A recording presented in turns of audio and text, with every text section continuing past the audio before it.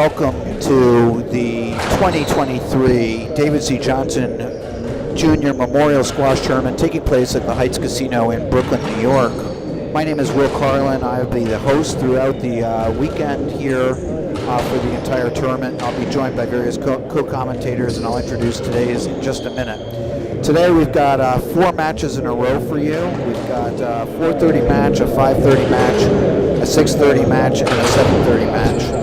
And let me just quickly run through who's playing. So the first match will be Stephen Prefer and David Letourneau, and they're going to be playing Richard Lopez Valdivia and Lockie Monroe. And that will be followed by Adam Buse and Colin West, who will be playing the Australian pair of Jeff Osborne and Matt Jensen. And then at 6:30, we will have Sam Fenwick and Chris Longman playing the head pro here at the Heights Casino, James Bamber, and the two-time defending champion of this tournament, James Stout. And finally, the last match of the night will be Travis Judson and Josh Hughes will be taking on Clinton Liu and Jamie Haycox. So we've got 4 really interesting matches. Now, most of these are the bottom half of the draw. The very first match that we're doing will be the final match of the top half of the draw. Again, we're in the round of 16 today, quarterfinals tomorrow, semis on Saturday, and the finals on Sunday.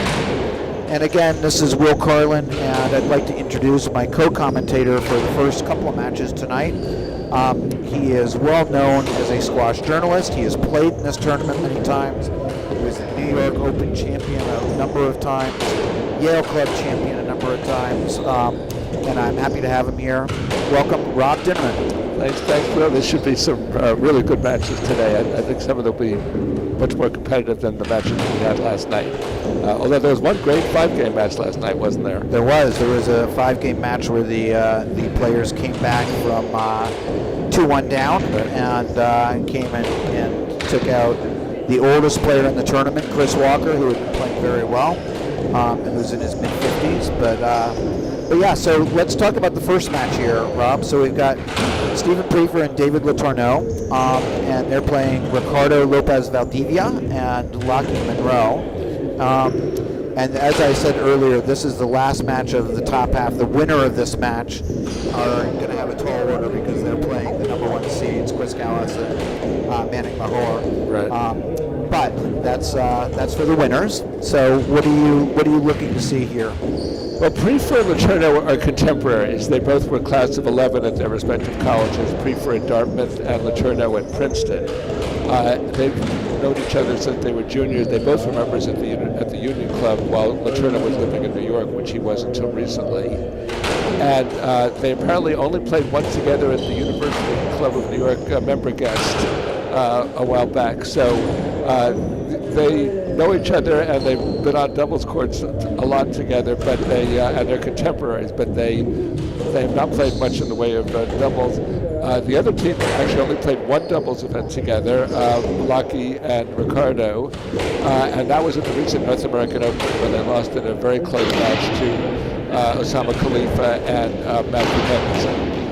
So really, both teams have not played many times together as partners, but it should be very close. The players Ricardo has played very well in the Briggs Cup. He almost beat he and Ricardo almost beat Colin West and Adam Buse, who got to the final of it. They'll beat them in the first round.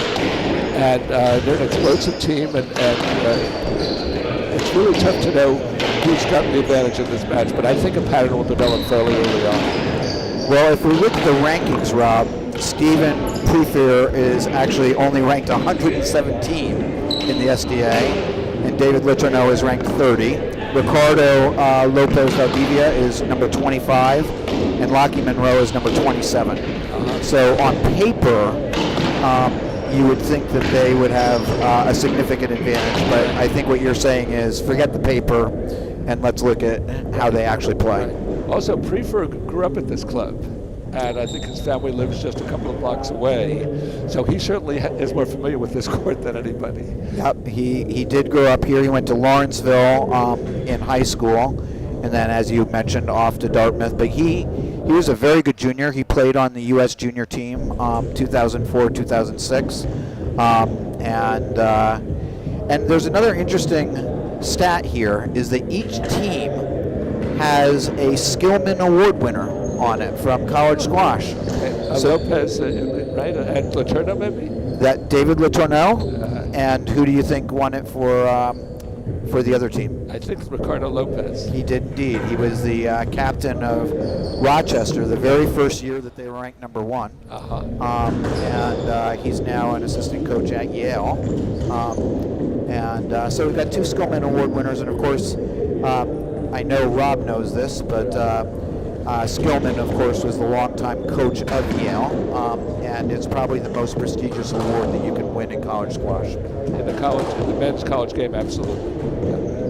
So there are actually a number of Skillman winners in this tournament, which is kind of cool. All right, prepare to serve. All right. 1 row to receive. So Best we're of about 5 to games, start. Above all. So Proofer and Letourneau are in the dark blue, and Lopez, Valdivia, and Monroe are in the lighter blue.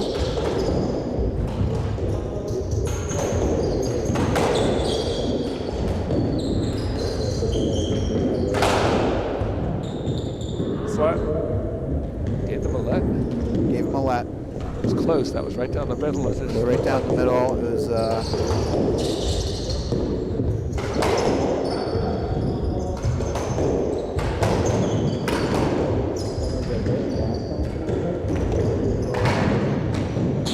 Shot by Priefer to start. 1 love. Yep. You're right, Will. He's the one who the pressure's on here, and he certainly played a very good first one. Well, as you said, he knows this court better than anybody, and he knows about the beam for the serve, so you saw him trying an angle serve there.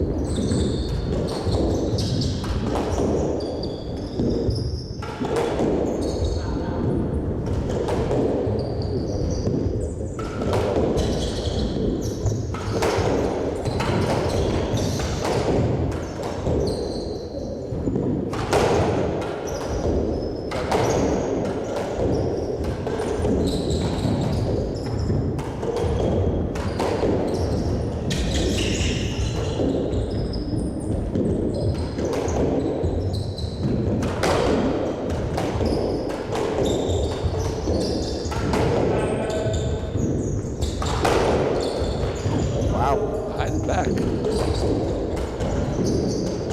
Yep, he missed it. 2 love. Great play by Lopez, hitting that shot behind his back down the middle. And then he missed the easy one. He missed the point though, but still, great play.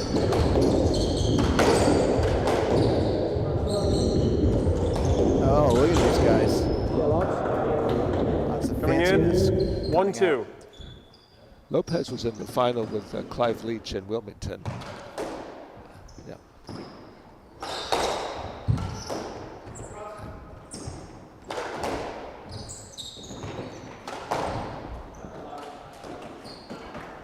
Two all. And Lockie and Scott Fuller won the season opening event at Louisville, which is the first time that the SDA has ever played in Louisville. They had a nice eight-player draw. They played well and won it.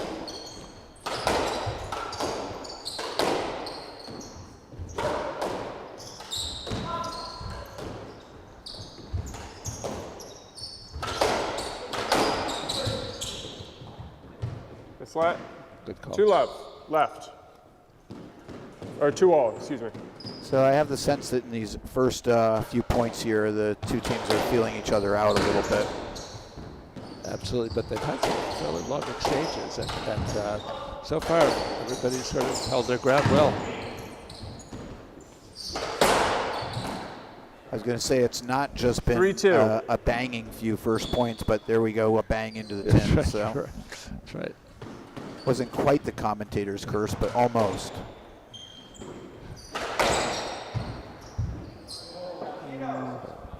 Well, caught the knob in the door.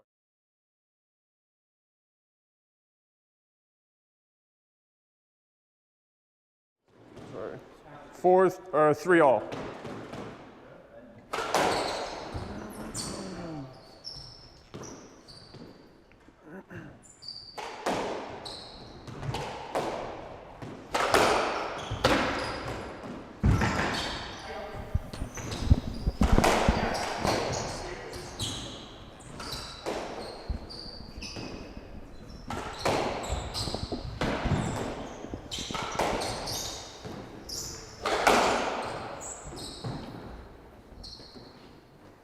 Stroke. Stroke. 4-3.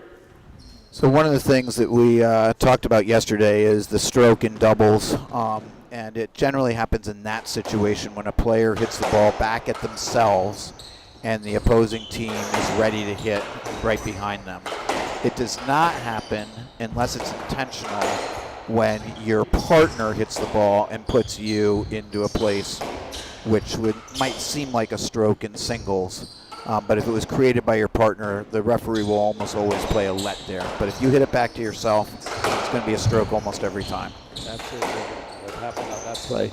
There was one point a few moments ago where a rail, I believe, hit the knob in the door and took a funny bounce. Yeah, just about that. This door is 4-3. not always flush with the wall.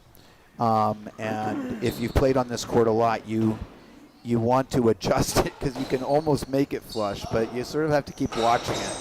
Because I've gotten some 90-degree bounces off of that door.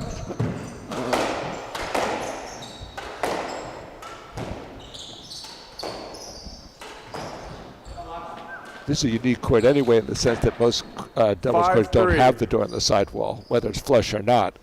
Exactly. And of course, the court also has a low-hanging beam, Yep. which will come into play at some point in this match because it just picks up plenty of lobs over the years. And particularly 6-3. Thurs. We talked about that a lot last night for those who were listening. The dreaded beam, we call it. It's always got the word dreaded in front of it. It's the dreaded beam. Okay. It's a hyphenated word. Yes, it's a compound noun.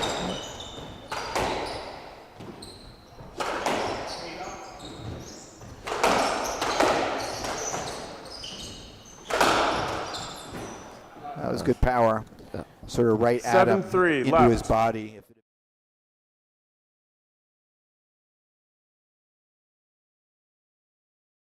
A different match sort of showing up there. Some ghost images, but we're back to the real match here. 4 players in blue, dark blue and light blue. The dark blue is Stephen Prefer and David Letourneau. The light blue is Lopez Valdivia and Monroe. And Lopez Valdivia is on the right-hand side of the court. Monroe's on the left-hand side of the court. And in the dark blue, we've got Prefer on the right side of the court and Letourneau on the left side of the court. Letourneau's hitting a lot of forehands for a left wall player. He's Yeah. sort of positioning himself over there so he can step in on the forehand. And he just nailed one that Lopez in. couldn't handle. His 4-7. power is actually, I don't necessarily always advocate power as a strict possibility unless you can hit it really hard, but it's bothering Lopez Valdivia right now. Yeah, Dave's a big guy and he can really muscle the ball. What's remarkable is how well he moves given his size. He's a very good singles player too. Yep, he's as a representing junior. Canada in the World Team Championships. And he was, I believe he was runner-up twice in the Canadian under-19s. Okay. 5-7. He and his former Princeton teammate and Calgary contemporary when they were children won a pro event in Denver a couple of years ago, right before the tour closed down due to COVID. Who was his partner? Kelly Shannon. Kelly Shannon, yep. Who was a very good player at Princeton as well. And David's sister, for those of you who are also singles 5-8. fans, is Danielle Letourneau, who is a fixture, a regular fixture, and quite a good player herself. She's been #1 in Canada, and she plays on the PSA Tour in all the big tournaments. And she's so it's a talented squash family. Let's put it that way. That's for sure, and I think their father's ranked in the 5-8. veterans category as well. Danielle is just returning to the PSA Tour. She missed, she had an ACL tear about 6 or 7 months ago, but she's back now and playing well, and she's quite a good player. She was one of the best players at Cornell. She was the best player at Cornell when she was in college. Yep. She had the misfortune to play when Amanda Sobey was playing for Harvard. Otherwise, she might have been contending for some national championships or so. Stroke. We got the ghosts back. 6-8. They may just reappear every now and then. We'll just welcome them and let them go. All right, so we're about halfway through the first game. It's a close game, as Rob predicted. He thought this could be a close match. And 6-8. In fact, it is close here. No team has really started to run away with anything yet. It's been a 1 or 2 point lead all the way through.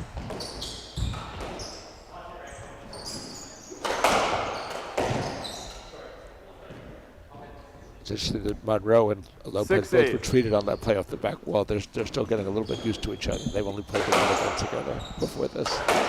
And so what you're saying there is they were moving a little bit too much together instead of covering for each other? I don't think either one of them was sure if the other one's going to be ready for it or not. So that meant that they were out of position briefly, although they were able to regain their position by hitting the ball deep. Yeah. But still, that's something that another team can take advantage of.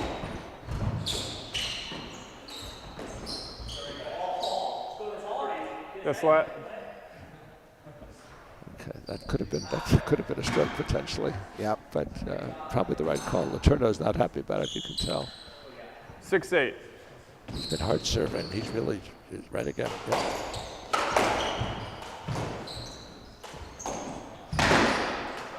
Good tight drop shot. Letourneau was there, Coming but it in, clung so close to 9-6. the wall that he couldn't steer it back. Well, this is the first 3-point lead of the first game, so, and it's coming at a fairly significant time at the halfway point of the game. Oh! He's done it again there. Yeah, that's no stroke, I don't That's think. flat. No. He moved out of the way 9-6. enough that Yep. he could have called no lead on that. It's 'cause he was interesting that clear. he's done that twice now, though, where I don't know if he's getting caught off guard or cheating over a little bit too much to that side. Yep.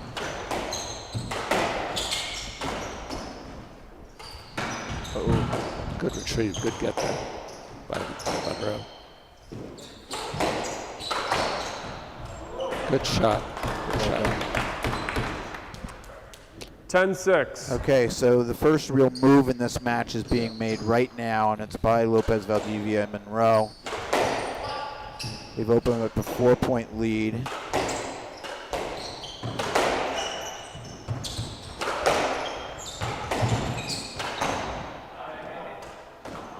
And it's interesting that they have, because if you've 11-6. been watching the match, I wouldn't necessarily think, if you're just watching the points, it seems very even. But now it's a 5-point lead. Yeah. They've won a lot of Left side, fairly 11-6. lengthy points, sort of a little bit out of the blue a few times. There have Yep. been a couple of just winners that are sort of surprised that looked like the other team.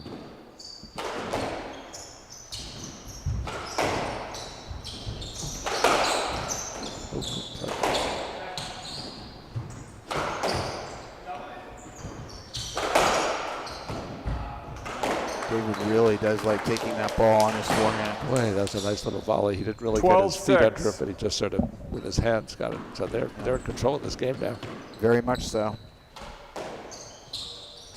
And just so everyone remembers, it was 7-6 at one point. Yeah. 13-6. Yeah, that was just trying to steal a point. He tried to reverse corner of the serve return. Yeah, this is 6 points in a row now. Yeah.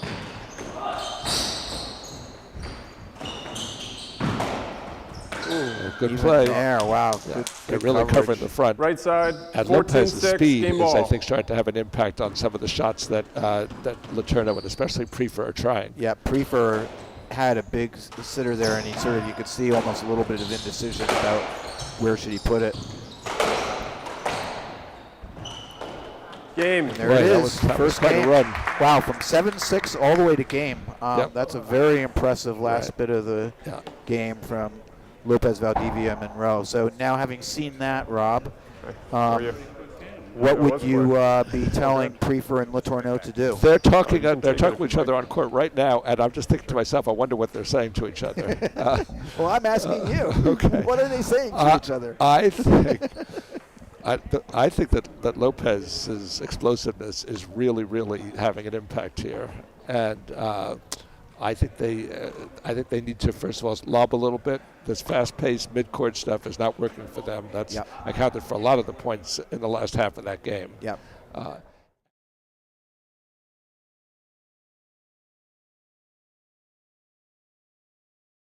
He's going to be the key in terms of scoring points for that team, and he needs to be more assertive that way than he has. He really tried very few shots that game. Yeah, he and mostly tried to nail it, and it was, Lopez is right there. He wasn't hurting him at all. Well, I wonder what you think about. It seemed to me that very early in the game, Letourneau hit 2 balls that Lopez Valdivia had trouble with, and he won the point. And that almost seemed to sucker him a little bit into trying that. Oh, that's the way I can get points. And except for those 2 points, right. It wasn't really a great strategy. No. Plus, Lopez made some great defensive plays. He had 2 balls behind his back on balls that had passed him down the middle.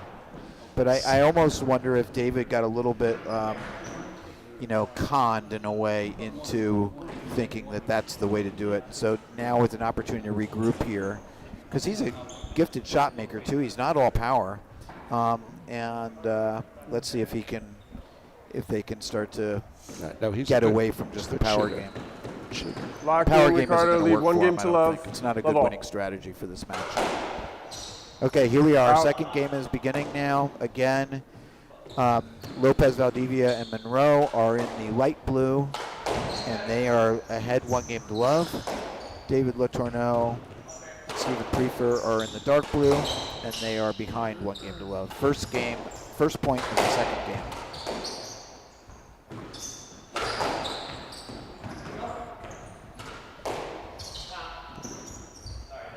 Letourneau barely was able to duck out of the way of that. Ball. The ball almost hit him in the head, but he was able to get out, and his partner returned it. Prefer.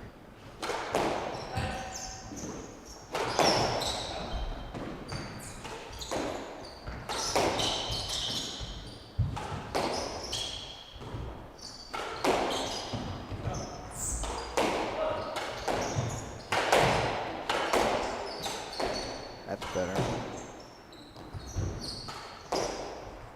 Nice. Lobbing a little bit at this point. Yep. And Coming in, they were 1 rewarded love. for it.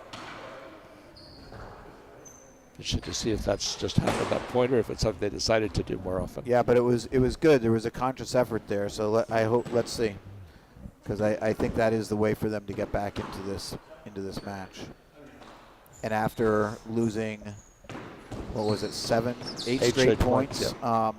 they've at least got a point back in their favor early on in the second game. Nice. Oh, he hit the beam.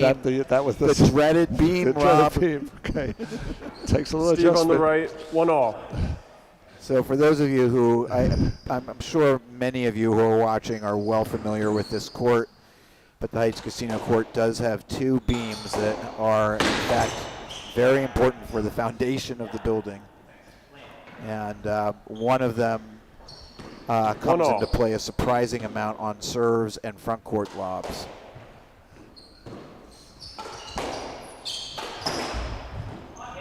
And the beam goes horizontally across Coming the in, court. 2-1. Most of you probably have realized, but just to make it very clear. So tin that reverse. Yep. Still, I think he has to try that.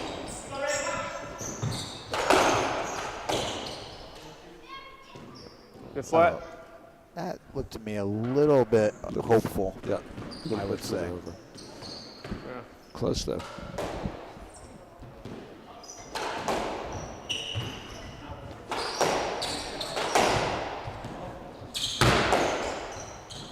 Oh.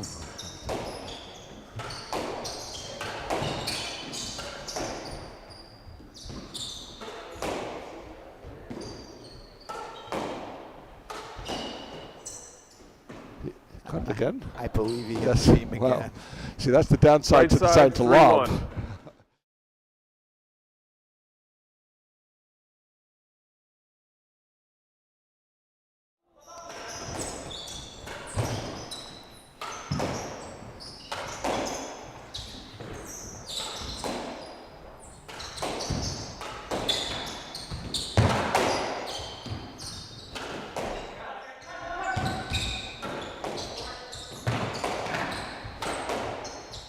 This is all over the court here.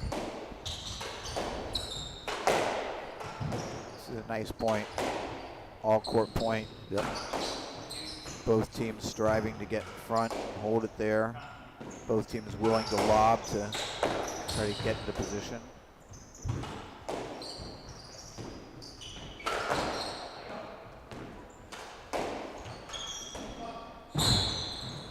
get.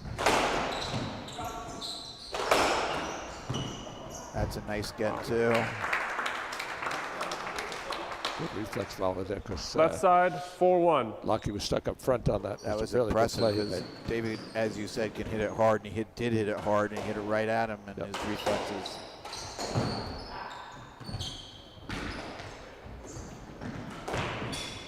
But they're really chasing him around now.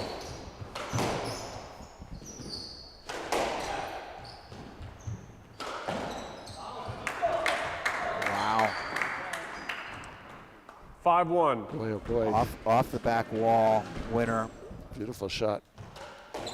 Well, That's the danger, of course, now is that Ricardo and Lockie, that's Ricardo Lopez Valdivia and Lockie Monroe, 5-2. are starting to feel their Left. oats here a little bit. They won 13 out of 14 points before Lockie at that 10. Yep. Going back to last game.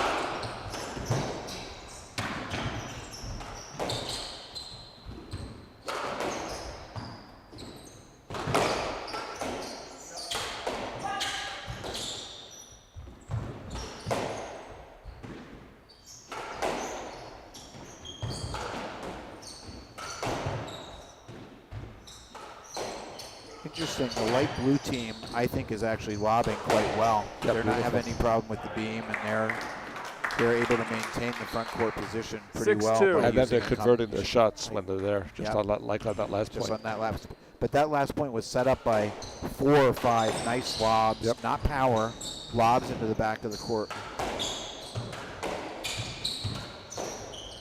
And they haven't hit the beam yet. No. That's a good shot. Yeah, good shot. Coming in, 3-6. That's what you want to see David do a bit.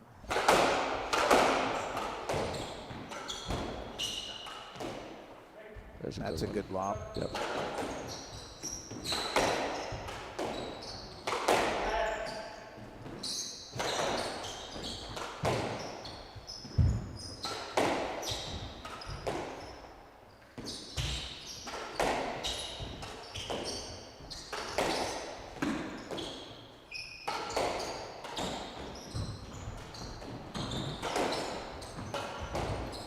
Good Lopez. get. Have to say, Lockie's showing some nice patience on that left wall there. Yep. Not trying to force things, just staying alive. Good court. Good play But there, though. it's a good- 4-6. That's a good point for Prefer and Letourneau. Yep. And they can get closer. They hung here. in there.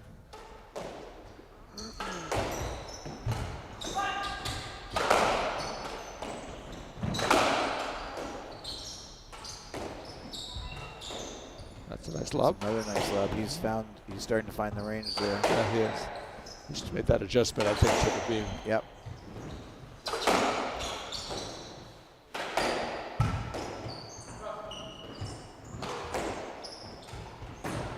There we go.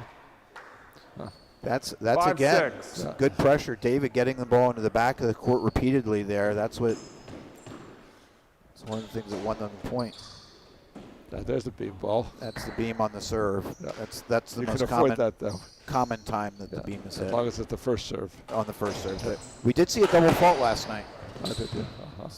Not doesn't happen that often, but there was a double fault last night. Yeah.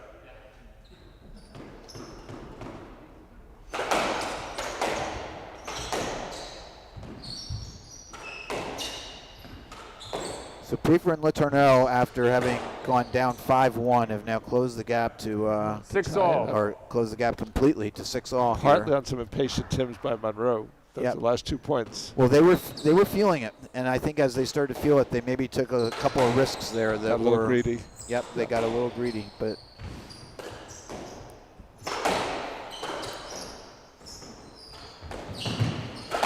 that was not a good drop shot No, by and Letourneau. nor was it the right choice. He had a side open to drive it. He got away with it, but let's see what happens here. Got a That's lot flat. out of it. Yep. 6 all. I'm a little surprised that Monroe and Lopez are not going a little more to Prefer. I thought they'd be putting more pressure on him. That more of the balls are being hit by Letourneau. Way more. Yep.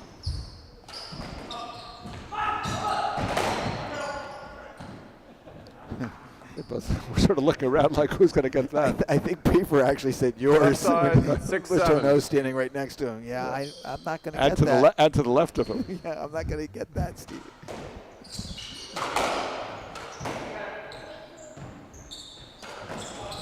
Wow. Good Nice shot. shot off the back wall. Yeah. Coming in. That's twice he's 8-6. hit that roll corner Yep. with a really tight angle. He's been Off the back wall. Yep, yep. He's been the best player on the court so 8-6. far. Yes. He's played really, really well. He is.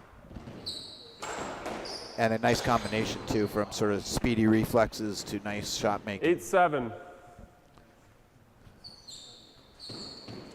Good skid buzz by Prefer, which Monroe lost on the left wall.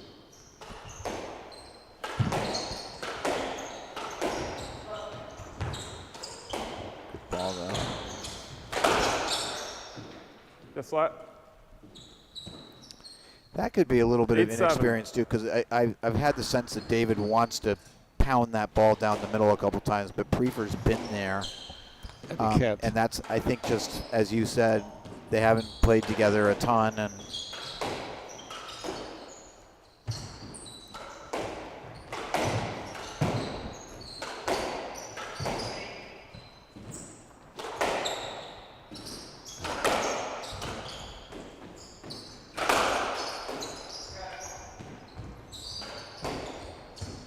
smart ball. God, almost got caught on the left wall there, but he had no room to get it back. Ooh. He thought David was in his swing. Right side. It's a close call there, actually. I'm a little surprised he stopped playing there. Locky on the right. He looked like he had 8-7. room. Oh, I thought that David was definitely in his swing there. And I actually think that's close to being, this is one of the few places where that could be actually a stroke because he's not.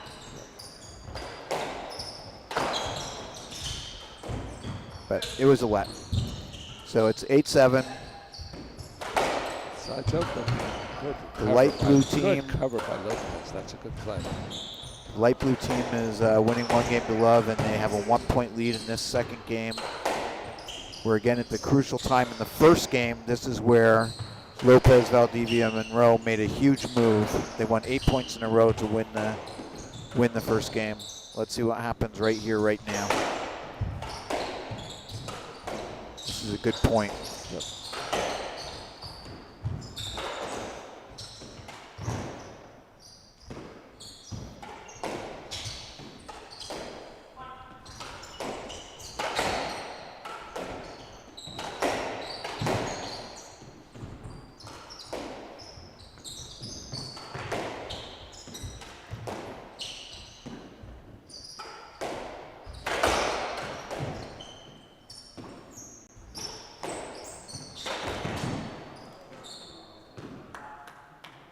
Left side.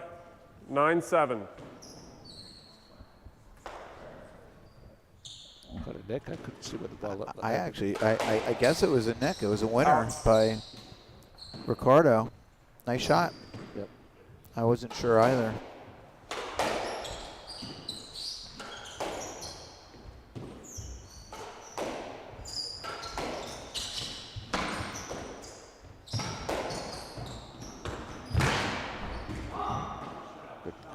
Good width on that cross court. Yeah, and pace too, because it just sort of dies Right in the side. back wall there. 10-7. Not overhit at all. Good length. So just as in the first game, Ricardo and Lockey are making a move here.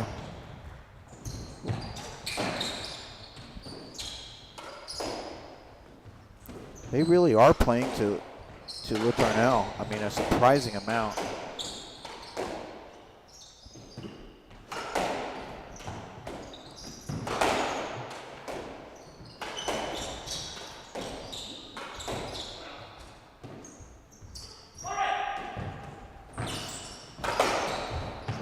Good play by Lopez. He played it just right. He took his room too. Yep. The ball 11-7 came out left. and he's like, yep, I'm going to just wait until you have to get out of my way, and then I'm going to Crush put it down the wall. Yep.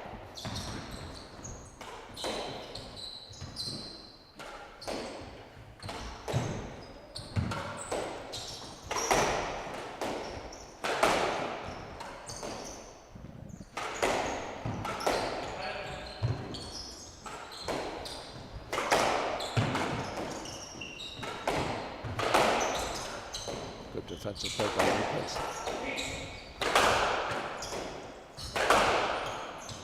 Really beat him on a drive down the wall, but that took a long time to come in. Coming in, 8-11. 2 power shots in a more, row. they need to have more of those, this team. David has to be able to hurt Lopez on that exchange more than he has so far.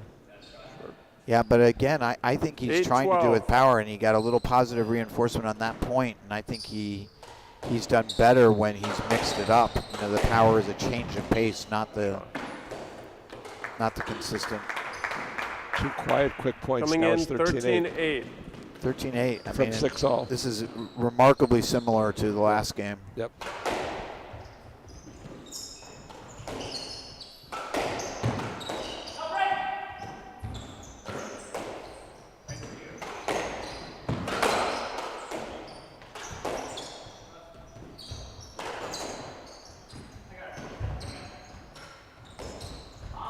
Another Wow. winner.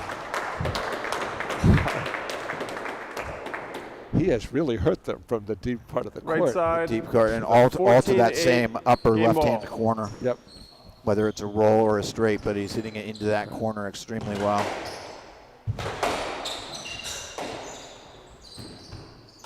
As you said, Ricardo has been the MVP of these first 2 games. Absolutely. That's a beautiful shot. 14-9. Game ball. Watch this. Boom. Nicely done. It's flat. But a little too late. Let ball. Yeah. 2 serves. Still, it's good to hit that shot. Maybe it'll carry over into the next game. Well, we have seen comebacks bigger than this.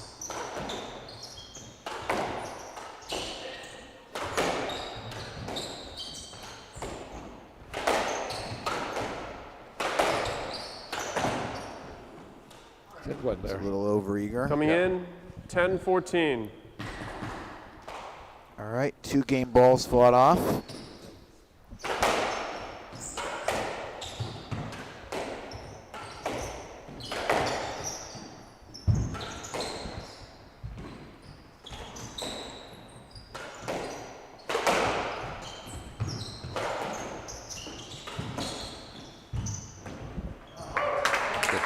And there it is, second game.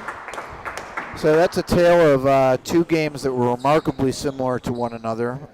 The going in both games was fairly even until about the halfway point, and all of a sudden, Ricardo Lopez Valdivia and Lockie Monroe really put on a clinic and hit a bunch of plate. And they weren't all super quick points, but they ended a bunch of points very decisively. With some very nice shot making, and also really, to your point, they got the ball to the back of the court. Yeah, first of all, they definitely outpositioned them as the points evolved, but also Lopez hit several winners from the back part of the court that just sort of broke up the rhythm of the Yeah. And several times it contributed to what happened on the next point. Yeah. Because Letourneau looked a little demoralized, and sort of Prefer's actually held up very well, given the level of this match, and given what you mentioned earlier about the rankings. Yeah, and also, to be fair, Stephen Prefer right now is, he's not a full-time squash professional. He's the managing director at Guggenheim Investments right now. So, he's sitting at a desk for large parts of the day, and that can be hard to play at this level. He's played a good match. He's being outplayed by a very good player on the right-hand side of the court. Right.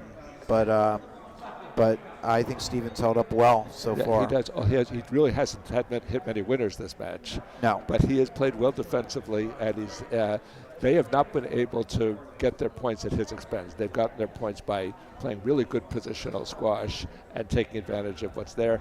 I'm a little surprised by that. I don't think we've seen 1-3 wall this match yet. By either team. Right, and I don't think I've seen a reverse corner yet. I think there may have been a reverse corner early in the first game. If any. But very few. Yeah, you're right. It's been mostly positional play. Exactly. And especially a guy like Lopez with that sharp wrist, you'd think he'd be able to, lay down a reverse or hit a really good 3-wall to even make the positioning advantage greater. But I don't think that pattern's going to Joaquin change. I Ricardo think they're leads. both going to keep 2 playing the games to same way love. here. Yep. Love all. It's working for them. So until it doesn't. All right. So again, we are in the round of 16 here at the 2023 David C. Johnson Jr. Memorial Squash Tournament at the Heights Casino in Brooklyn, New York. We are in the second day of the tournament. I think something just fell onto the court. We actually had a remarkably good view of it falling onto the court. Wow, what was that? Did you see what it was? It's like a water bottle, maybe. Oh, okay. Got it. It's all right. Oh, that could be distracting. So we're playing let. I will say the referee was very good. He recognized it right away and stopped play, so that was good.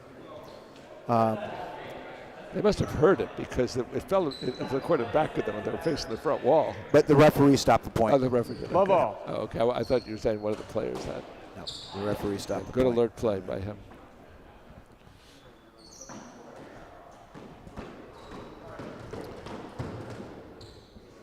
And this is the last match of the upper half of the draw. The winner of this match is slated to play the #1 seeds in the quarterfinals. 1 love. Chris Callis and Manik Mahur. 1 love.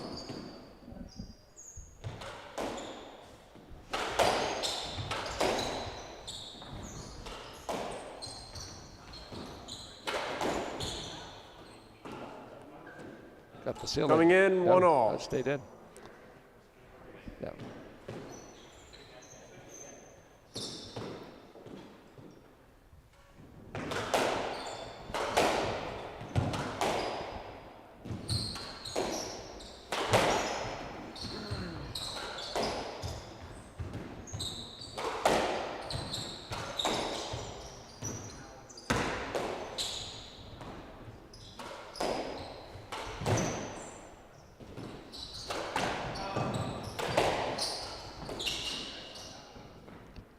Yes, let.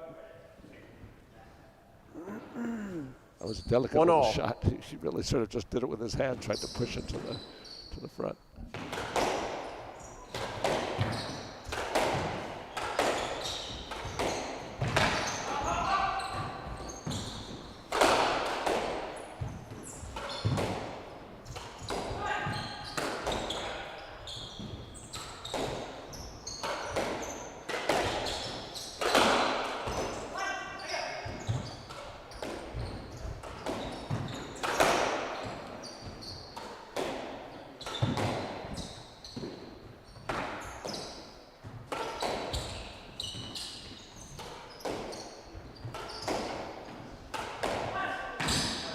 That's a nice shot. Shot. I think with long point.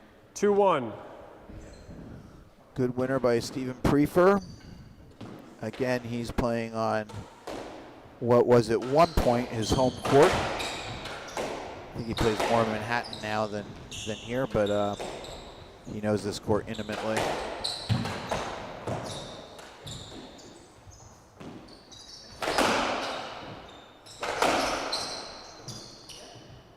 Yes, let. 2-1. Another one. That's third or fourth time when he's tried to go, when David Letourneau has tried to hit the ball down the middle, and Prefer, one way or another, has been in the way.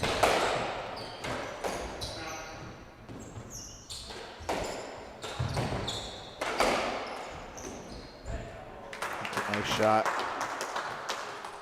2 all. Nice. Well, that's a good play.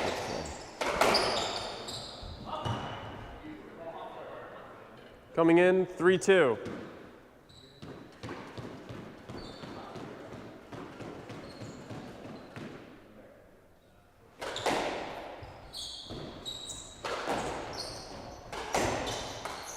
Oh no. Ooh. Tight to the wall. 4-2. Tight to the wall. He tried to pick it off. Get the whole ball.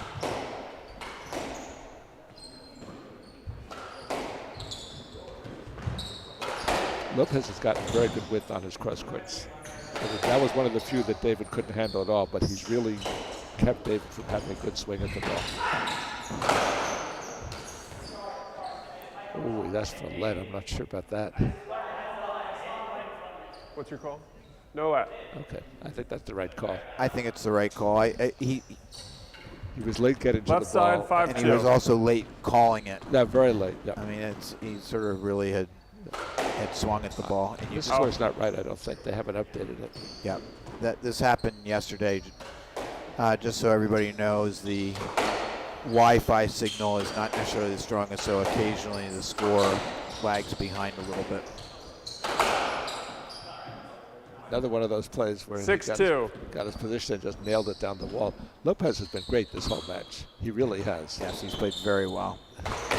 And the score is now corrected to 6-2 for Lopez. And now 7-2, I think. Yeah. Yep, 7-2. A beat So ball? 7-2. they've gone on their streak a little bit earlier in Yes, this game that's than right. they did in the first two. That's right. All credit to them. They've come out, they've played a smart match. They kept the error rate very low. They had a game plan that has been pretty clear that we weren't really sure we necessarily agreed with, but it's worked well for them. Good luck.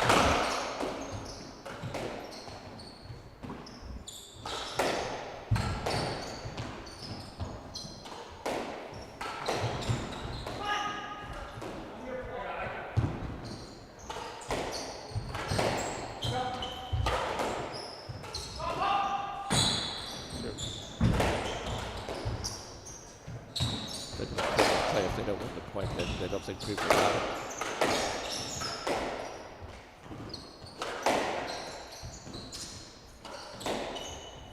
He didn't try a shot from back there. He's been so successful right from that spot.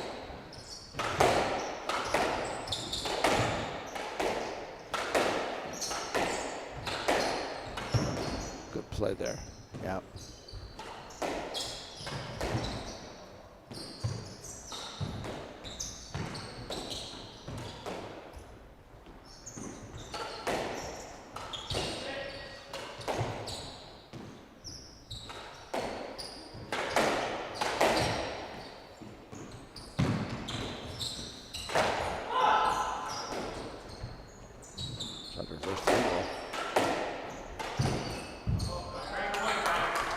Good shot. Good shot. Lockey right. 7-3. I thought they were going to appeal that. He raised his hand. Yes. Lucky raised his hand twice when he thought Prefer didn't get a ball early in that point. But anyway, they're not appealing. Oh, yeah, they are appealing it. Asking if it was good up there. Right side, 7-3. Okay.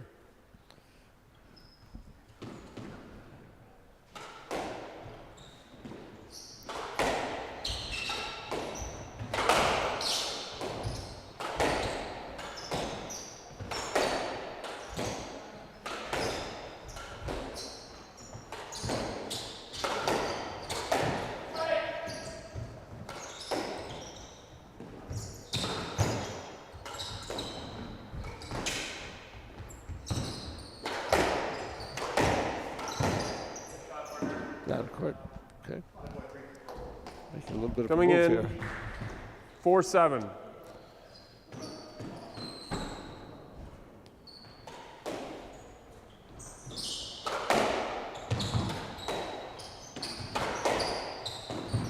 Slut. The slat. Well, in the second game, Lopez Valdivia and Monroe went up, I think, 5-1, and then Prefer and Letourneau closed the gap all the way to 6-all before the real streak came at the end of the game. So we'll see what happens here. It's another big lead, and it's being diminished right now, but still 3 points. Boy, that hurt. That one was a big point. Now it's back to 4. 4-8. 8-4, 4-8.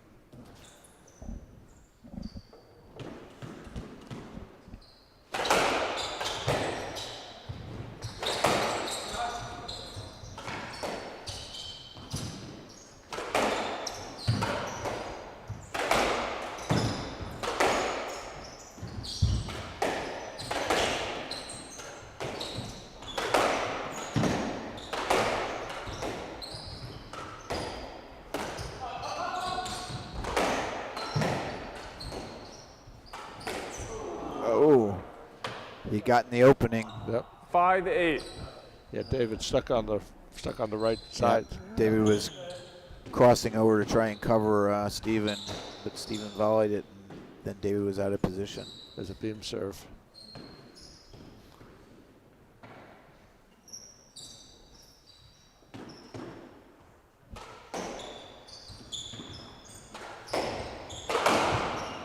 That's a nice shot. Finally, that's his power really 6-8. asserted itself on that swing. That's what that team needs more of.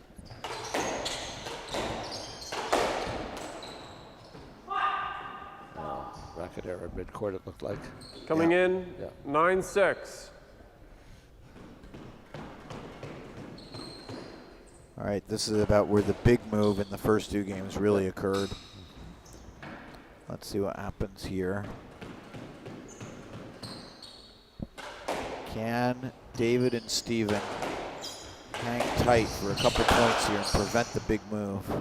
What?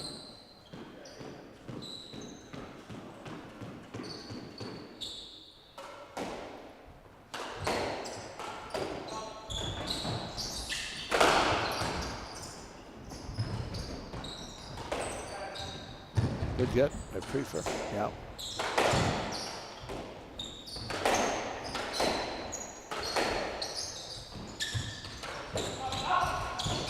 Ready for the roll this Nice. time. That's a good get also. Drop shot by Monroe, I think. That's Right side, It's a nice 10-6. shot. good It's a shot. very good shot. The off the back wall winners. Oh, I guess that wasn't technically off the back wall. Just deep in the court. There's another point. But a couple of balls 11-6. that stayed under Prefer's racket. Back to that one.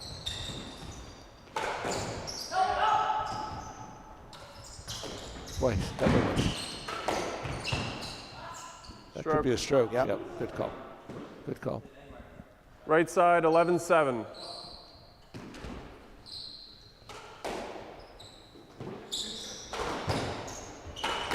Wow. That's a great That's shot. a nice overhead. 12-7. That is a real rally killer. Yep. 'Cause it wasn't a bad lob. I think that might be the opening they need to close this out. But these 3 games have been remarkably similar. Ooh, bad error there. It's interesting how Coming in, both the left wall 8-12. players really like to put their back almost to the side wall and hit forehands rather than hitting the backhand.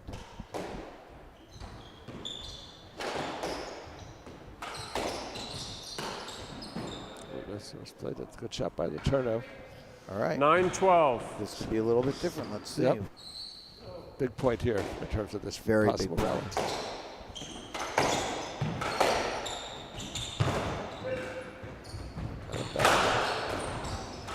Good play by Letourneau.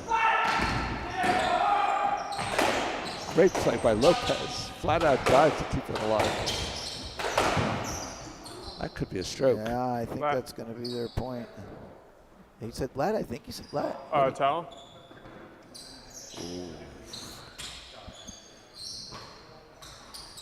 Great dive and get in the middle of that Is point okay? by Lopez. All right.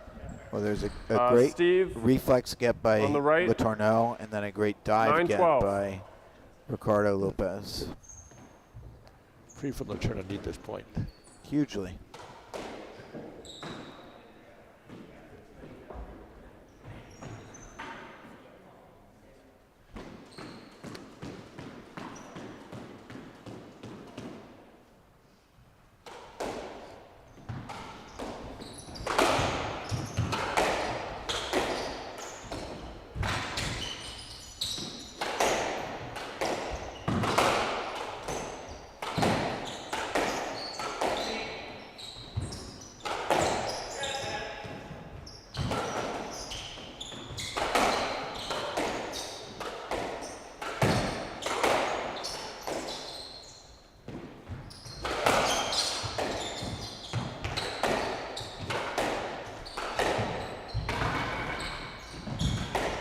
Oh, good play. Wow.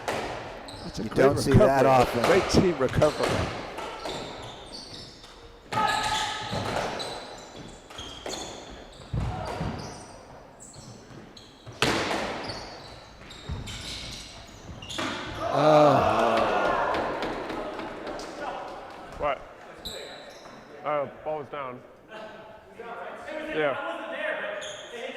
is down.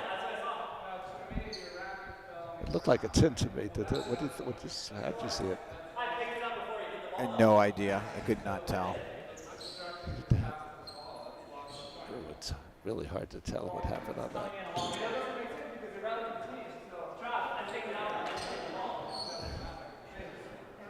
Ball was down. I didn't see any interference. So it's Dave on the left, 9-13. Okay. I thought yeah. What's that? From that angle, I saw it. I think it is correctly being called down. Dave was reaching for the ball. He wanted to serve it.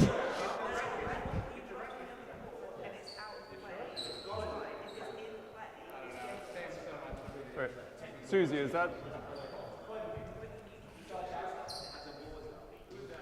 Now, just to explain to everybody,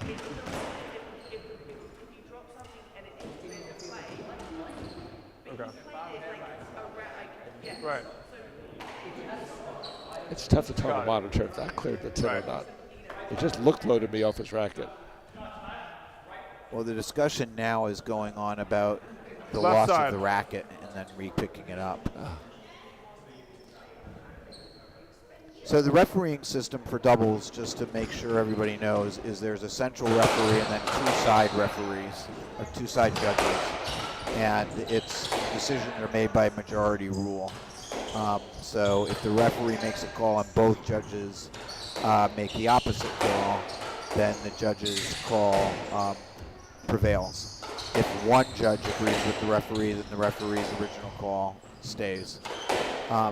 So it's a good system. It was what was used in singles and doubles for a long time, but is not the way professional singles happens now. But the question about the racket Yes, on the flat. floor, that's really not Yes, a flat.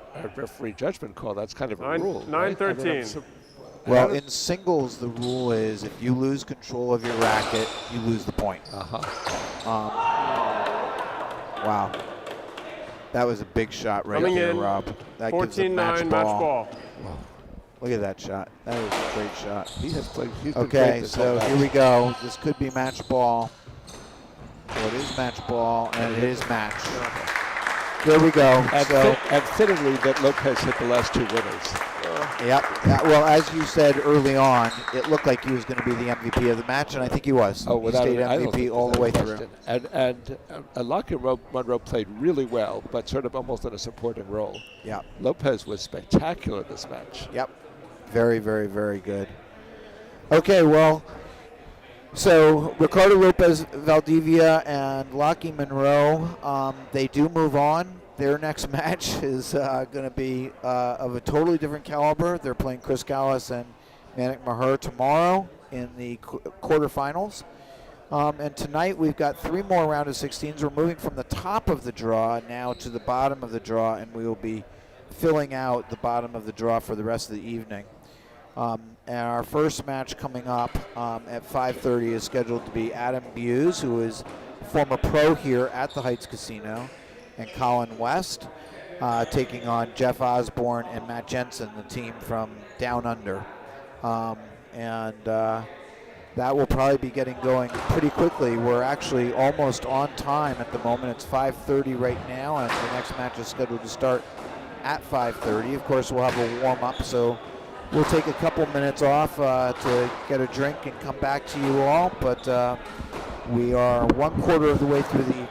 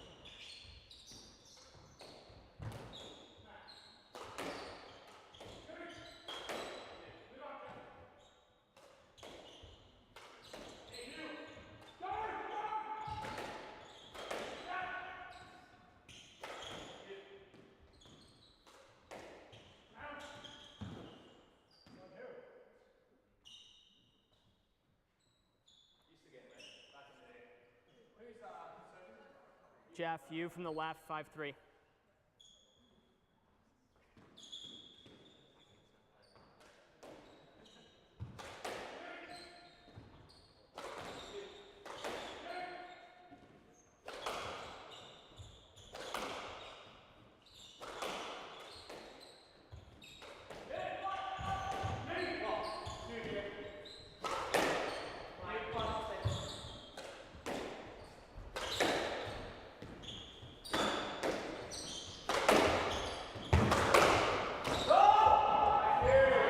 Shot. 6-3.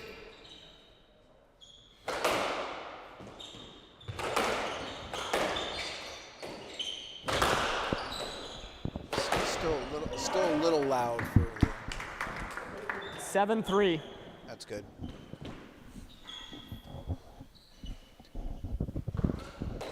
Okay.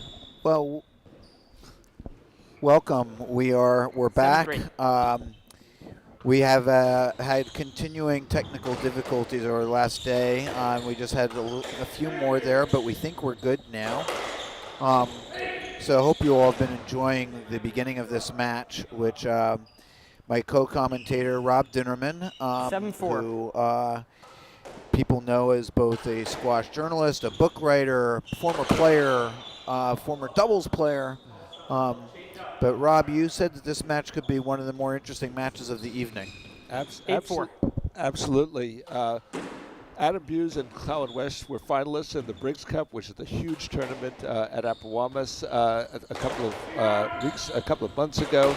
Last year they were semifinalists at the Kellner Cup. They are a very, very good, very established team that's played together for a while. Both of them are highly ranked. They really are an excellent team, and they are playing. And just to make sure, they're the team in the orange and the red 9-4. shirts there. Right. The team in black. Go ahead, Rob. The team in black is Jeff Osborne and Matt Jensen.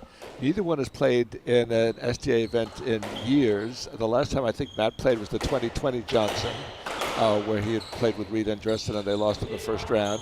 He used to be one of the top players on the tour in the early 2000s with Scott Butcher, but he's been living in Australia for practically over 15 years. 9-4, right side, Matt. And Matt Jensen actually retired a couple of years ago because he had his second Achilles tendon rupture. He's now ruptured both Achilles tendons. He retired, I think it was in 2018, and we haven't seen him since. And he tells me that he's barely playing any squash down in Georgia, where he's been living and I think working a career in real estate. And they crushed a couple of very good teams in the qualifying, and they are in control and leading in this first game right now, 10-4. And to be honest, Adam and Colin look like they look a little confused and a little bit like these guys are a lot better than we thought they were going to be. And just to so the teams that they beat were Carter Robitaille and Adam Mahdi, and they beat them 3-love, as you said. And then Mohsen Khan and Santiago Orozco, also 3-love. Those are the two teams that they beat to get into the main draw. So the other thing they have going for them, which I don't think can often be underestimated, is this is their third match of the tournament. And it's Adam Buse and Colin West's first match of the tournament. And there is something to that Right. you can, these guys are warm. No, that's true. And they also had the day off in between because they had the qualifying on Wednesday. They did not have to play last night. So they're fresh and having some momentum and some confidence. And what's happened in the first game is just added to that. I mean, they look very, very good. And both, as I say, were star players, elite players on teams that did very well in the early part, in the first decade of the 2000s, going into the second decade. But they have no ranking. They have no ranking, neither of them. In fact, when we tried to look them up, there's no ranking at all for either of them. And of course, their opponents, Adam Buse is ranked number 7, and Colin West is ranked number 19. 11-4. So they're playing two very good players, and as you said, 11-4. Right. No, they're now whether they can sustain this over the whole match remains to be seen. Yep. But it's a good they start. look free and clear in this first game, and they're not only winning the points, but they're really controlling the play. Jensen was in many, many finals with Clive Leach over the course of the 2 or 3 years they played together. He was actually in 2 Briggs Cup finals, and they finally amicably broke up because they were losing to great teams in the finals. They were losing to Ben Gould and Damian Mudge. Yep. But still, at a certain point, it gets frustrating, and in the 2009 Briggs Cup, they beat Paul Price and Ben Gould, and in the other half, Damian Mudge. In the other half of the draw, Mudge and Gould were playing together, and they'd never lost a match in the year and a half. They lost in the semis. So Clive and Matt thought that their time really had come, but they played Manik Mathur and Ivan Baden and lost to them. And that was they sort of decided we just aren't going to win a tournament if we keep playing together. So, but they were consistent finalists. The point, and Butcher and Jeff Osborne were a terrific team. But I don't think Matt and Jeff ever played together in a tournament. I think this is their first tournament playing together, and they're up 12-4 now in the first game against a very, very highly ranked team. So again, we'll see if it continues, but they've been terrific so far.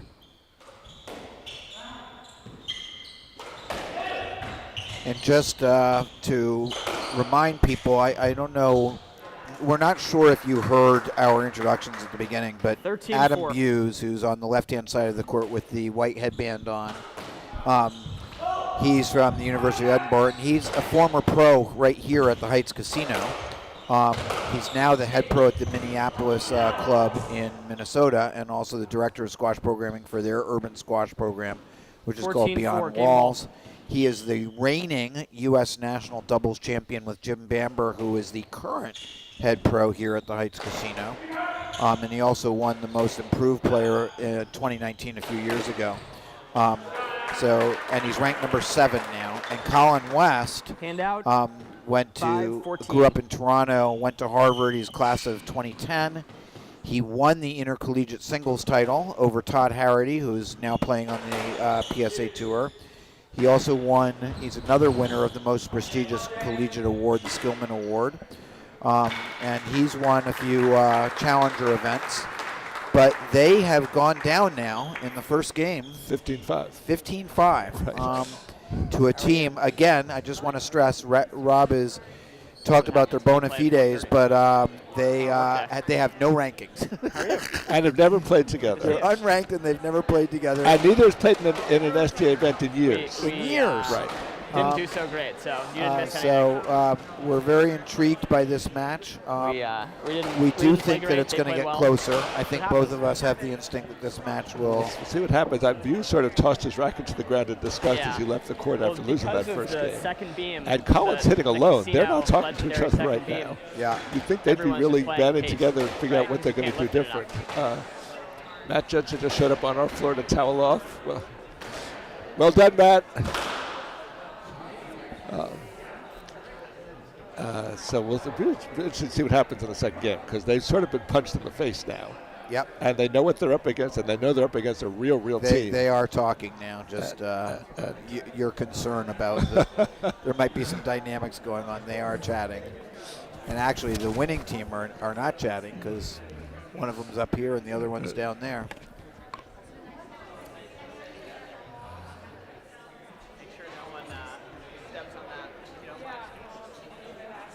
Go. They're looking good. Words. Feeling good right now. But I do think the start of the second game is going to be important. Yeah.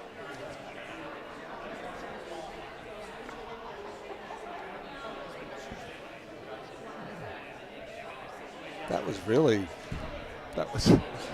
a very devastating first game. It really was. Very impressive. I mean, super impressive. Yeah. Now, here's a little trivia for you, Rob. Second.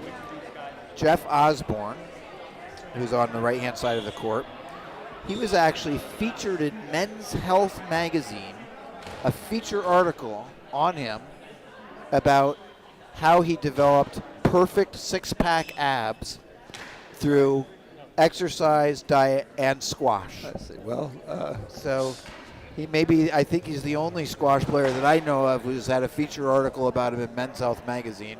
Absolutely. And particularly to feature his abs, because squash players, while we're all lean, there aren't necessarily a whole lot of abs showing. It's like, there's not a lot of body fat going on, but the six-pack abs are not necessarily always there. So Jeff deserves some credit for that too. When was this? I'm just curious. Do you know when that issue came out? When it came out, did I write it down? I did not write it down what year it was. But I did find it. I read the article. Well, he was always a very, very fit, powerful, athletic player. Yeah. Osborne and Jensen lead 1 game to love. Love all. All right, here we go. Here we go. Let's see what happens here. Well, that's one way to start off. Yeah. Return a serve winner. Yeah. Nice reverse corner. And out, 1 love. Reverse corner winner. What did he hit? That was a reverse corner off the wow. return a serve. That's pretty adventurous.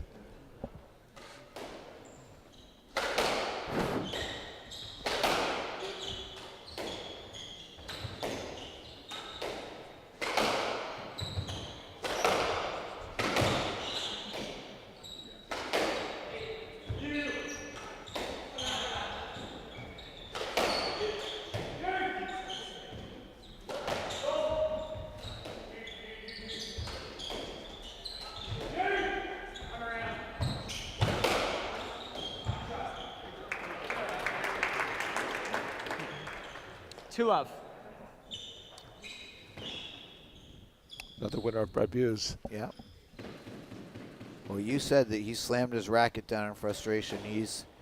It looks like it's early days yet, but it looks like he's decided he's got to take some control here.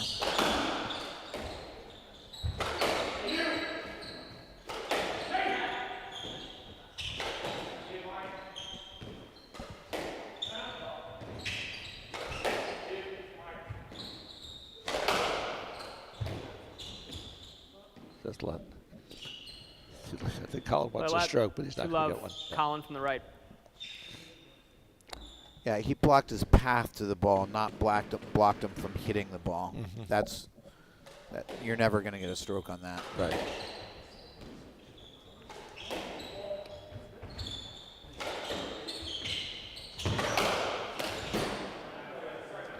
Well, 3 quick points. Yep. It's 3/5 of the way to their total point total at the first game. That's right. That was you lose the first game 15-5, you try to reverse off the serve on the first point of the second game. That takes a lot of verve to do that. That's making a statement right there. Yep.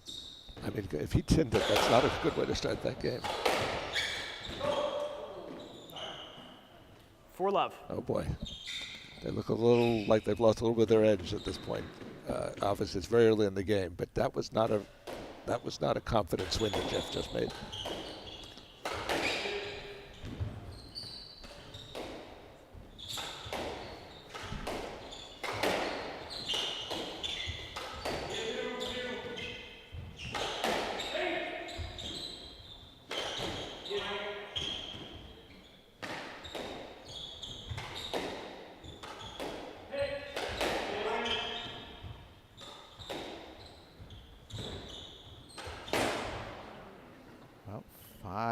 Five love.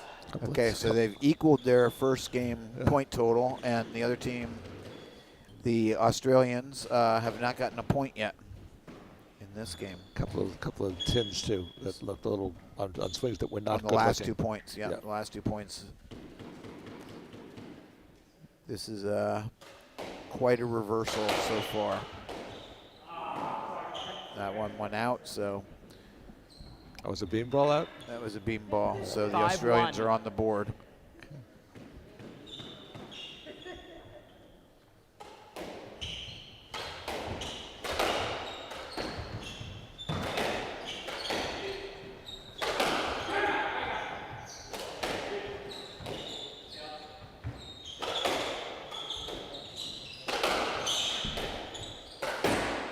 Another 10.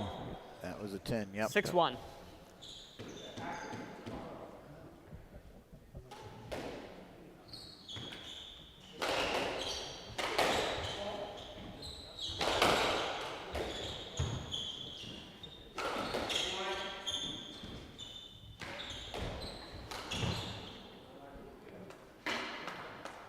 7-1.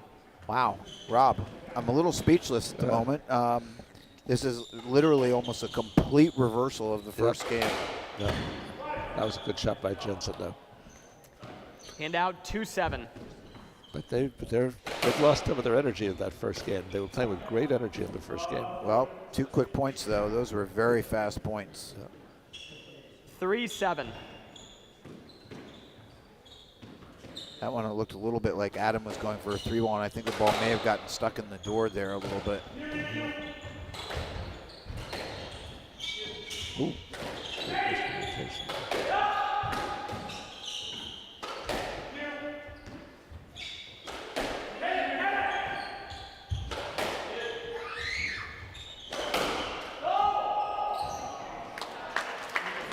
Good shot by Jensen again. 4-7. Ooh, that rolled. Yes, he rolled the 5-7. serve. Wow. You do not see that very often. Nope.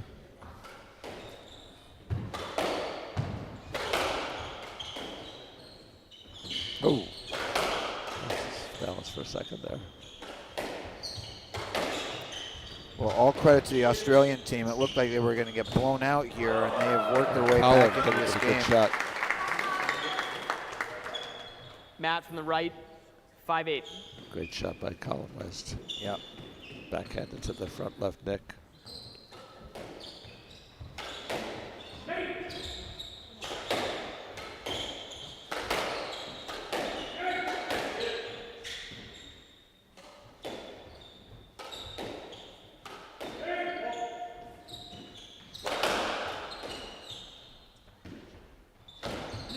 Oh, a 3-wall finally. There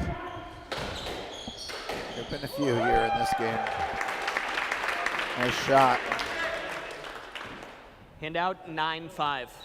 The big difference here is that Adam has really gotten aggressive, I think, in this game. Right from the first swing. Yep. Literally, return a serve, reverse corner.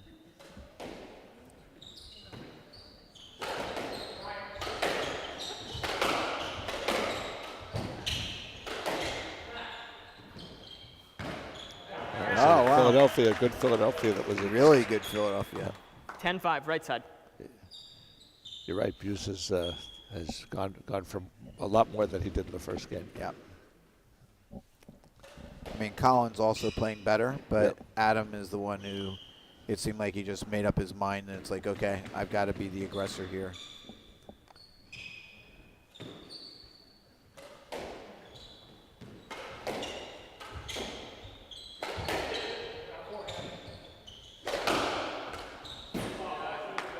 Good shot.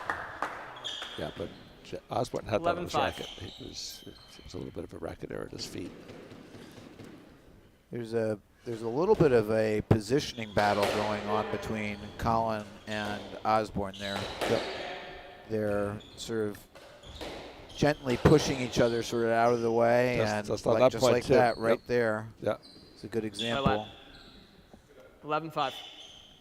But Colin's he was sort of letting Jeff dictate that positioning a little bit, and he's made up his mind, no, I've got to fight for my position. He's doing it quite well here, I think.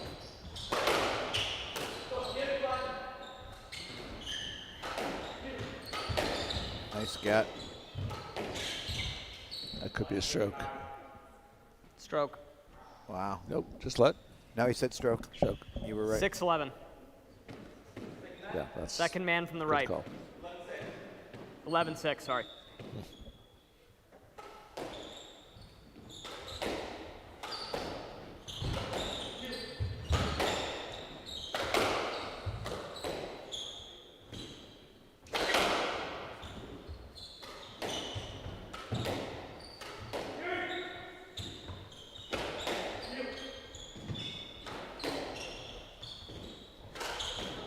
That hit somebody. That hit Adam, I think. Hit him. Hit his racket, I think. 11-6. Look like he's trying to reverse on that, actually. Yeah. Yeah. I think it caught his racket there. Oh, that's a nice shot. Yeah, but good get. Very good get.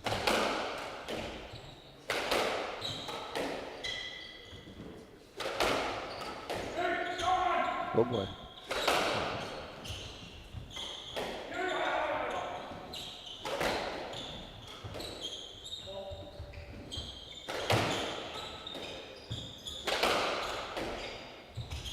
Nice change of pace by Adam.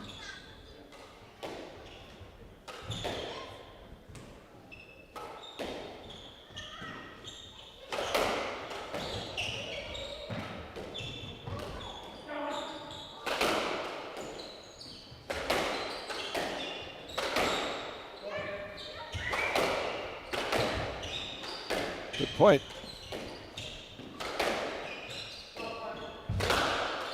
Oh, good play by Matt. Wow. This is a nice point. Another Philadelphia. He got it back. Yeah, this one wasn't quite as tightly Yeah, it angled. wasn't. The rest is awfully early to the ball right now. Another ball off the back wall, but it was out of court. That's a great point. West was real quick to get on that ball and pounce on it. 12-6. And I think that's what got Matt backing up and dictated the result of that point. So they've recovered. They've gotten their composure back.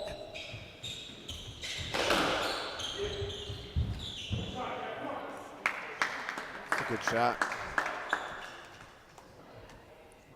Handout 7-12.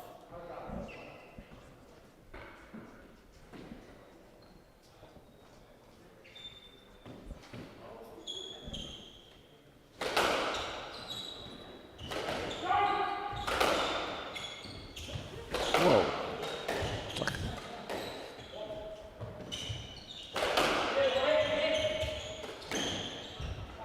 Nice shot. Good shot.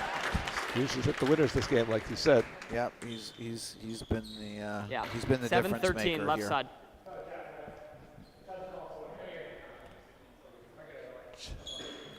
You're right about Jeff and Colin really jockeying on that right wall. Yeah, they've and that was not really happening in the first game. So that jockeying for position, and I have to give the credit to Colin. I think 7-13. he's, Jeff took position in the first game, and Yeah. Colin sort of let him, and now Colin's just saying, no, I'm going to fight you for it. I don't think Jeff necessarily likes it, but it's all credit to Colin because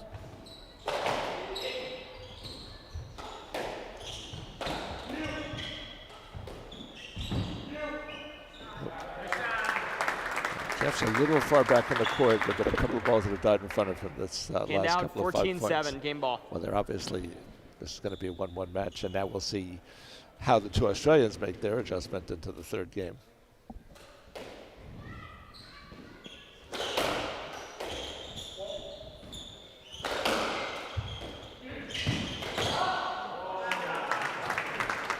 that's a decisive shot. Yep.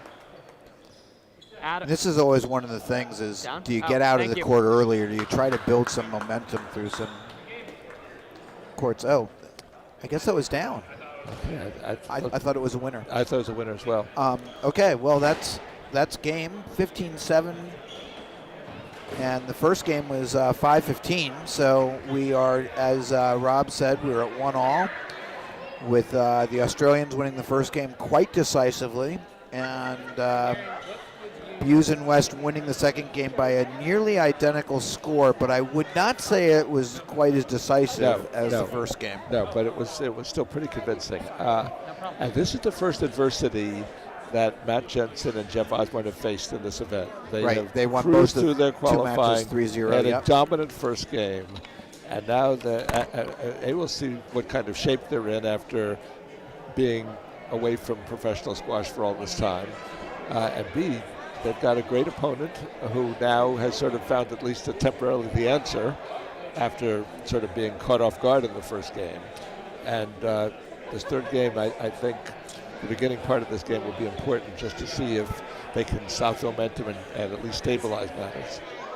But as I said, I mean, Adam had a great shooting game, but that first swing, when he hit a reverse corner a serve return, that completely flustered that neither of his opponents saw, that really set the stage for the whole game. It really did. It became 5-0 very soon after that. Very quickly. Yeah. And we have to give the Australians some credit because they fought back, and it almost looked like they were going to get back into the game, but then Adam again hit a bunch of winners. And again, I don't want to underestimate what Colin West is doing because his fighting for position and getting it, not just fighting for it, but actually getting position on Jeff Osborne on the right-hand side of the court has been important in this match. But having said that, Adam Buse really was the difference maker. He was, but I will say this, Colin didn't make, I don't think, any errors the whole game. He's retrieving beautifully. Yep. He sort of wrested control of the tee, at least to some degree, away from Jeff Osborne on the right. This was a good team effort. Buse was definitely the one who scored the points there. Yep. And they've changed their shirts from one kind of orange and one kind of red to all white. Yep. So we've got white versus, I think those are black shirts. Yeah, they're definitely black. So let's see what happens here. And again, the crowd likely would be on the Buse West side slightly. I think people here like Jeff Osborne. He's a very outgoing guy, and he makes friends quickly and easily. But Adam was the pro here, so I mean it's got to give an advantage. That was not a good swing by Osborne just now. Nope. Quiet, please. He looked like he wasn't sure if he was going to call it or not, but he played it and just rolled it off his racket. Now the referee has been calling for quiet, so it feels to me like the crowd is distracted though, rather than as into it as they might be for last night when Witten Morris and Eric Bedell were playing. It was very clear that the crowd was really, really rooting for them.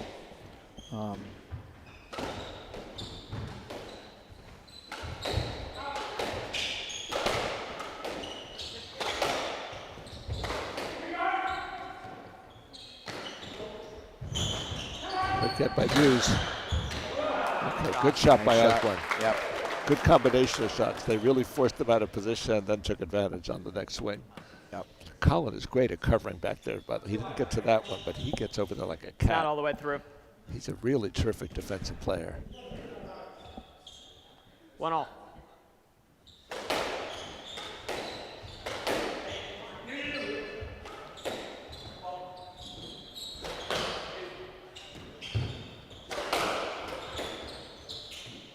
Okay, good call. They're right in each other's shirts over there on the right, though, aren't they? I will say that it's not gotten nasty, but they're fighting for position, but it's not gotten out of control. Good shot by West. 1-2. Oh, he wants to examine the ball. I think Matt thinks it might be broken. I guess it isn't, though. Yep. Well, He's has it been tossed back? Still not all the way through. That's still okay. 1-2.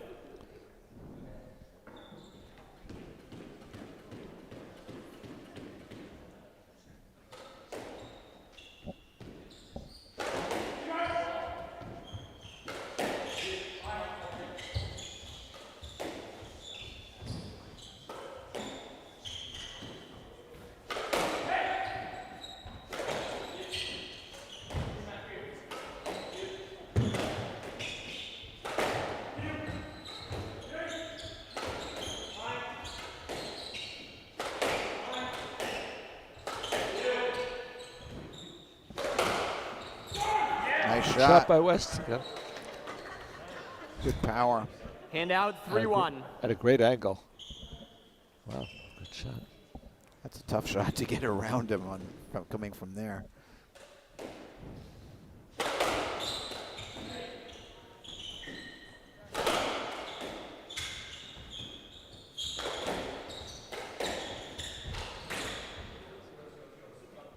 Oh boy. 4-1. A little separation here. Little separation. It's still early. There's lots of phases in these games, but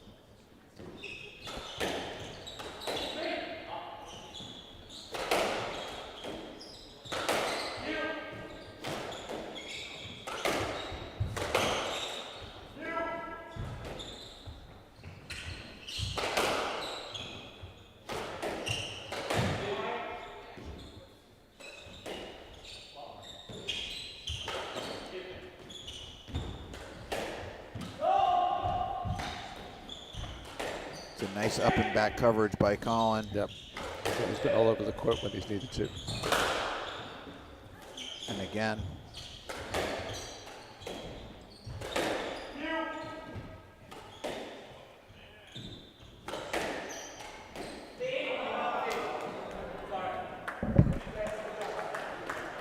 Well, that was an important point. Yes, they needed that point. Adam second from the left.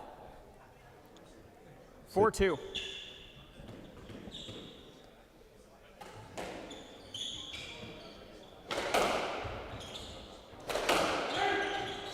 Back. Oh. No let. Yeah. I thought Jeff was late reacting to He that. had the full court. That's my view. I thought you had a lot of about play it. about the physical stuff on the right wall, which there has been. Yeah. I'd like to see a replay. You know, that would be interesting to see if he actually impeded his move over there, because Jeff definitely got a late start on it. 5-2.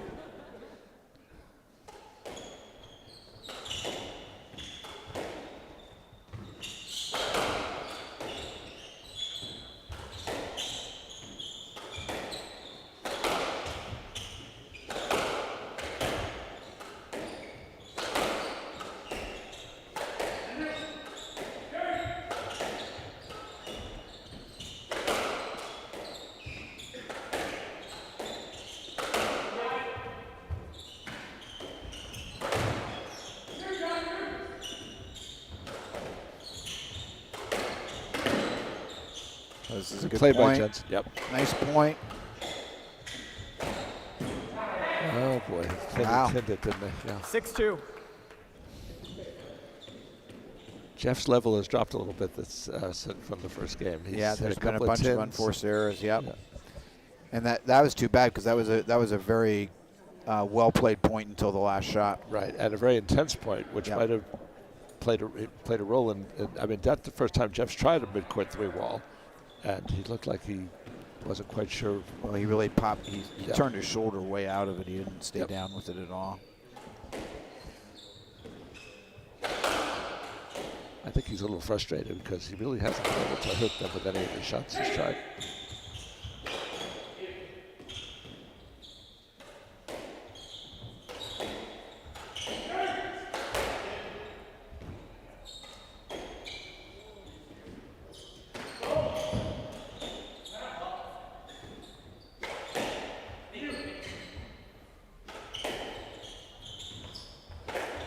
Oh, wow.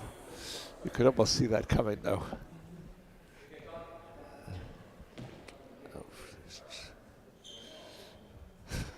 It's right in the ribs. Right in the ribs. I And hate Jeff to swung say pretty it. hard on that one. 6-2 That left is- side. There is going to be a spot on that one. Oh, That's yeah. It's He'll gonna have remember the this old- match for a while.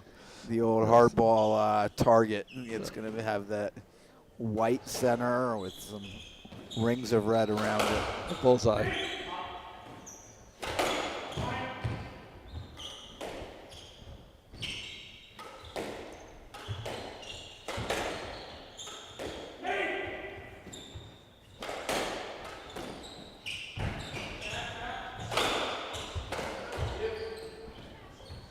Good get by Jensen.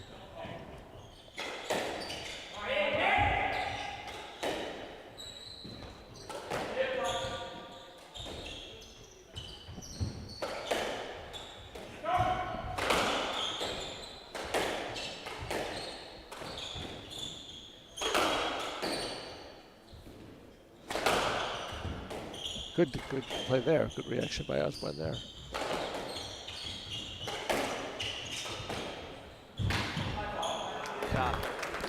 That's the first clean winner they've hit for a while. They have really had trouble And out trying 3-6. to penetrate the defenses of Buse and West, especially because West is all over the court. Yep. Tremendous how much ground he covers, even as the points evolving. He's covered a lot of ground. The other thing that I think Adam has played very cleverly defensively, he's really taken a lot of pace off the ball. Did somebody get hit again? I think Colin just got hit again. Oh my God. But this time not by Matt. Yeah, he got hit again. He did. And in a similar spot. I think it was more on the thigh as opposed to the ribs, but close. I think it was in the chest. Yeah, Colin's not happy about it. It's right near his the insignia, near his breast. It's right there. Okay, maybe you're right. Yeah. But on the other side, though. But he's no, same side. 3-6. Okay. Well, West won the Skillman Award for sportsmanship, so we'll. Well, he was annoyed right after it, but he got control of himself. Right.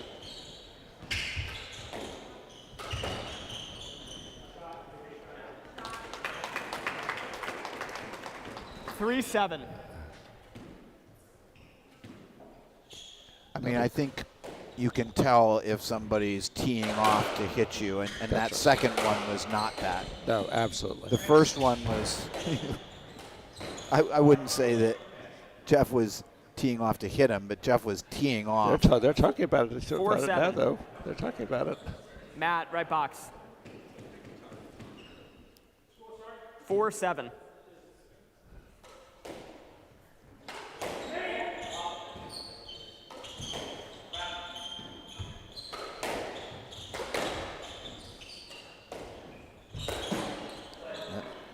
They're getting a couple of loose points here, and they out can't afford that. 8-4. No. Hughes and West are too good for loose points to be given up like that. Well, and they've taken a 4-point lead here now as we approach the mid-game. We're not quite really at mid-game yet, but we're getting there.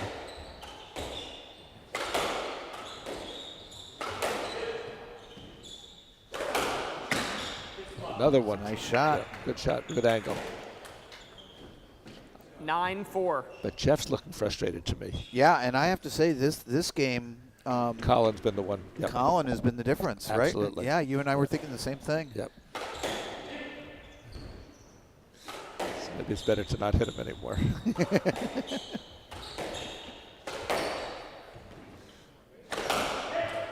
Well, he was playing very well before he got hit. Yeah. But the fact that he hasn't backed off at all after getting hit twice says a lot about who he is. 9-5.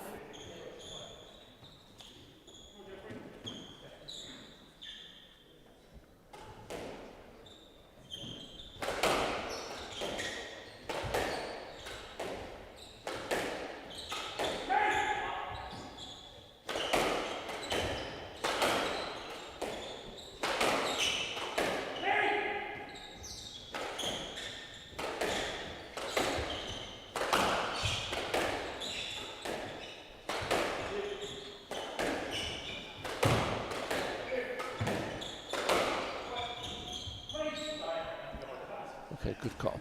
Yep. Even on cross course that Buse Play plays, left. West is moving back to be 9-5, ready Adam from the for it. left. He's really he does his homework. He's ready for anything. He's never going to assume that his partner is going to play a ball like that.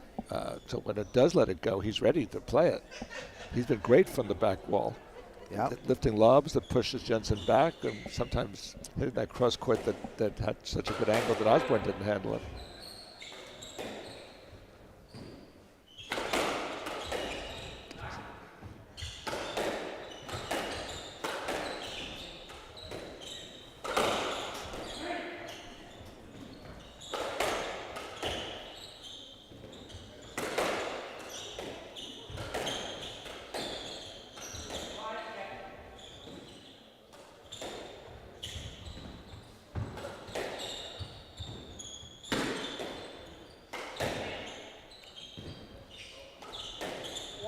Oh, that's a nice shot.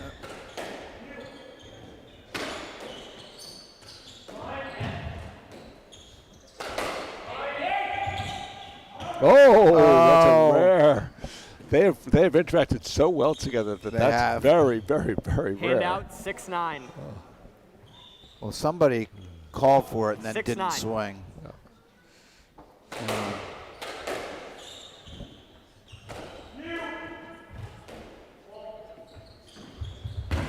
Oh, wow. Got it though. Yep. Oh, between his legs returned by Jeff.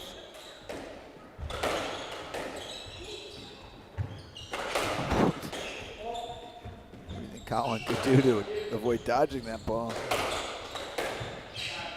Good call. Yep. point was all over the place. I saw it Good sort of defensive save by Osborne because he misjudged the ball 6-9. and had to reach back and made a good recovery.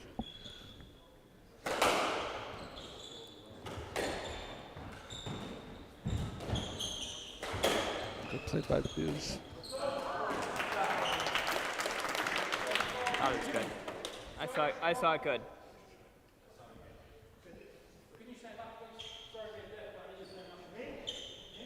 The scoreboard's wrong. It's probably 6-10. Definitely 6-10. 6. Yeah, 6-10. There you go. You had it right.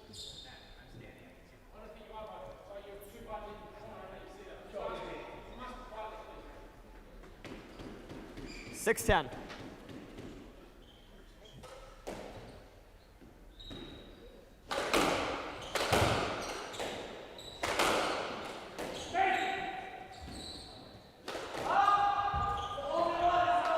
Nice shot.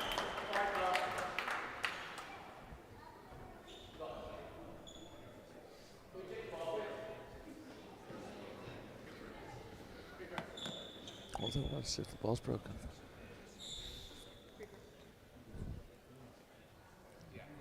Nope. 7-10. 7-10. Yep. 7-10.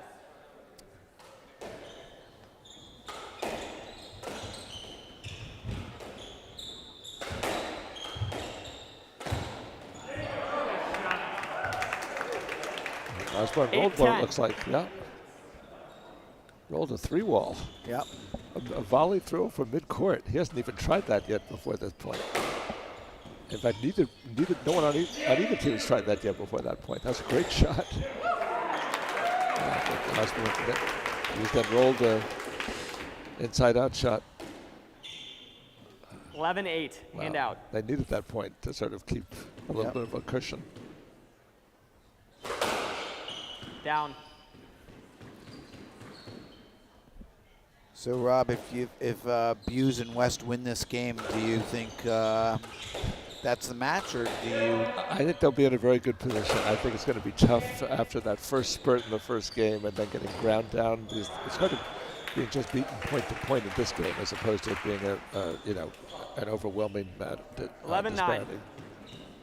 That was a nice shot by. That was a good shot. That was a beam serve, wasn't it? That one, yeah, but the shot before No, was it was a good great shot winner by Yeah, Jensen. Backing away, no, they needed that very badly. So the score, it's now correct. It's 9-11. Another broken. Sorry. I think the ball is broken. The ball's been close to breaking, and they keep checking it almost after every point now. That one's through. Up. So it did finally break, so we will be playing a let. So it is still 11-9. The score is correct on the board right now as you see it. 1-all, 11-9. It's very close.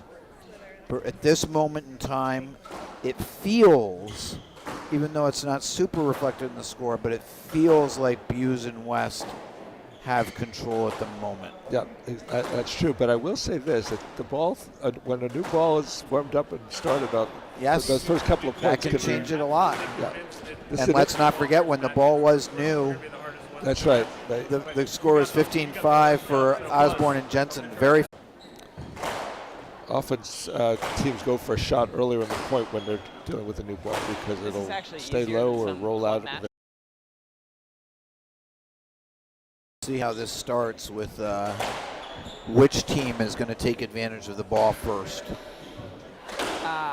All four players are experienced enough to know the quality of the ball now. So the question is, it's 11-9. It's 11-9. I think it should be playing Latin. Adam 11-9. Yes. 11-9, Adam from the right. Good. Glad the referee got that right. Yep. This wasn't a long time warming this ball up. It could still be a little bit stiff. Yeah, this ball's going to. This is a little quicker than usual. This is going to be a good ball for people to hit winners off of. Yep. So let's see what happens here.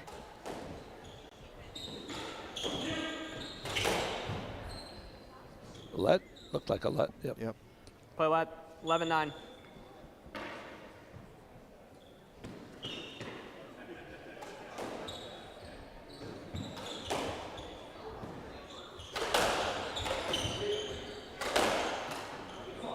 Past Oh, him. Yep. 12-9. Great shot by I West. wouldn't have thought that Jensen would have been the one to make that error with the new ball, but Ooh, what happened? nice catch. Yeah, great catch.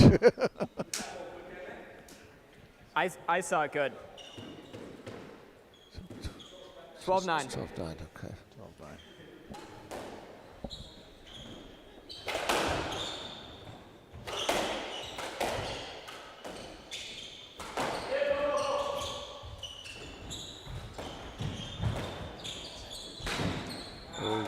Not up.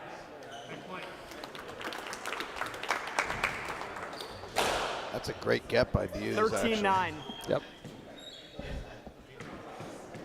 He had to scamper quite a long way to that one.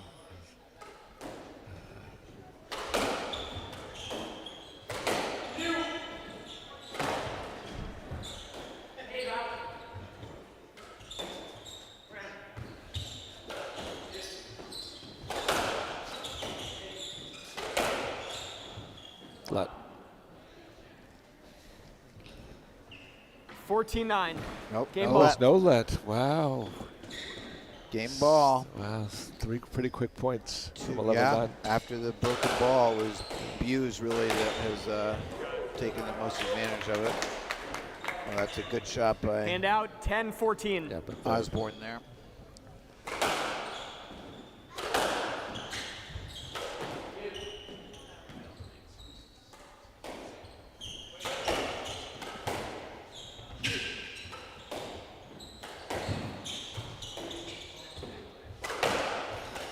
still some bumping on that right wall.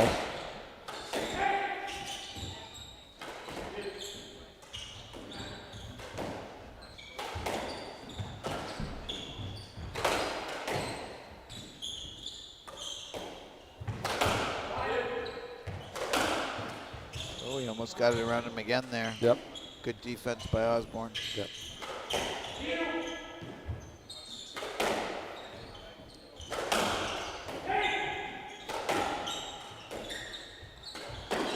Oh, there it is. Yep.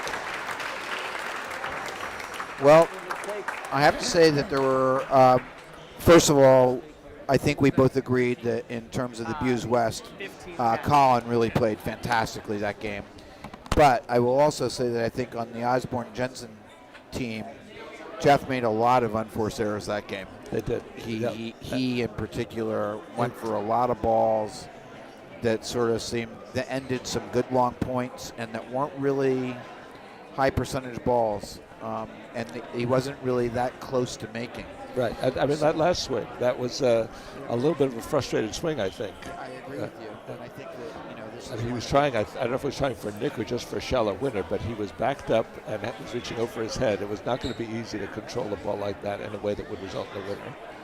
And they, the second game they kind of ran off and hid.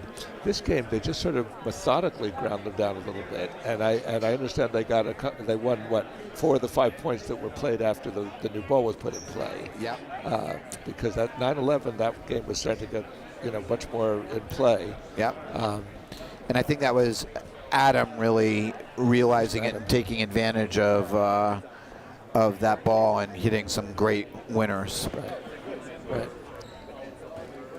I'm not. Anything can still happen, but it's going to take a lot of doing. It's going to take a lot of doing for Osborne and Jensen to overcome what just happened in the last 2 games, and including what happened at the last stage of this game. In terms of their conditioning, and just in terms of. At this point, they played a lot of squash, given that they haven't played any tournaments in all this time. And Matt says he hasn't been playing at all. He's down in Georgia, so who could he be playing with, or where could he be playing? Right, and I think when you come back, you can have that sort of first rush of like everything's easy, everything's going well, and as you sort of get more into it, especially when you meet resistance for the first time, it's hard. I mean, that's where the lack of overall match experience, even though this is their 3rd match of this tournament, it's also their 3rd match in the last umpteen years. Right. And I think that may cause the problem here. Adam, by contrast, has looked like, okay, yeah, I was annoyed that first game, let me figure out what to do. And Colin looks, I mean, he's not super young anymore, but he looks fit. And He's even over running balls. He's so energetic. yeah, I mean, He's shown more energy than anybody on this court. oh, no question. Anybody in this tournament so far. He's been great. He doesn't mind wasting his energy. He doesn't mind sort of being ready to cover and then realizing he doesn't have to because his opponent. He sort of takes those extra steps. Very important to start this game well for Buse and for Jensen and Buse and West They lead cannot 2 fall games to behind 1. like they did each Love of the all. last 2 games.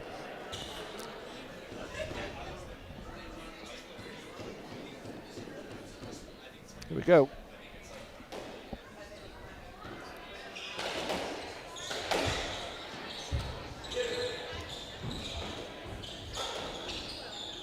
Could be a stroke here. Stroke. Yep. The danger of trying Hold that on. Philadelphia in that spot.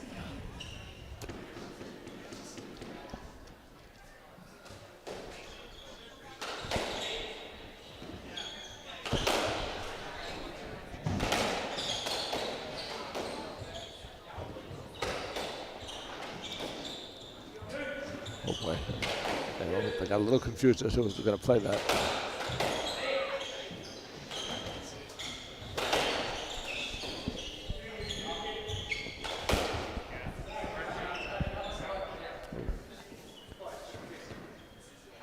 I didn't see it. What is Colin upset about? I think he thinks a ball went out on One the of us back saw it wall. Oh, or a couple exchanges earlier? Yep.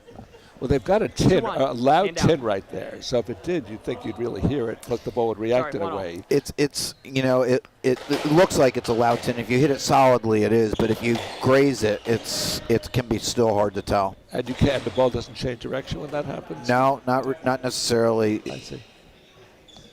1-2. 2-1, right? Oh no, 1-2. Yep.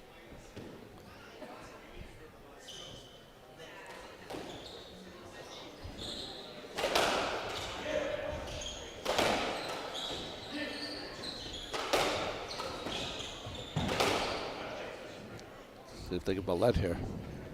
Play that. Yeah. 1-2. That was pretty close. It was close, Yeah. but I probably would have given And it. they needed a let out of that too. You don't want to lose a point that way.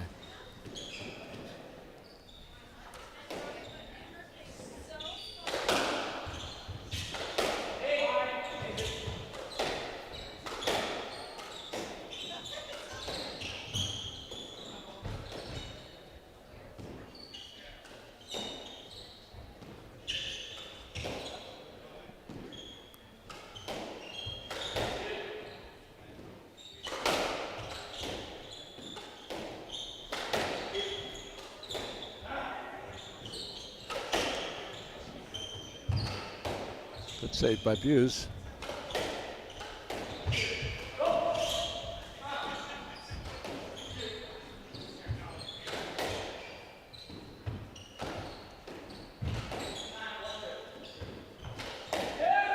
Oh, good Wow. nick out there. That's the kind of point that they're going to need here. Yep. To fight, to sort of arm fight their 2-0, way right side. into the middle portion of this game and stay even. That was off of a pretty good shot. Nice play by Jensen. And now Midcourt 3-1 2 points in a row. Yep. 3-2. Same shot that he hit late in the first game. He still stepped off of it though. It did not look like a confident where he sort of zinged that ball in there, but nevertheless it worked. Yeah, I think he was fighting the angle, so that ball broke in on him pretty sharply. Oh, there's 2 bumping going again. They are really, really bumping each other on that 3-2. right wall. This is very physical in a clean way, but very physical over there.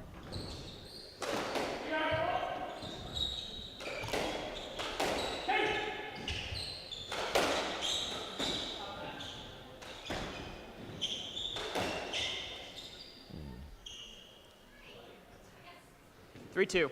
Left side. Just calling a let. Yep. Left. I think Jeff thought it might have been a stroke there. I think you thought it might have been a stroke, Rob. Oh, it was close. Good. That's a great that's shot. A great, perfect angle on that shot. 4-2. They've got a little energy back here and a little belief, Yep. which they may not have had at the end of the third game.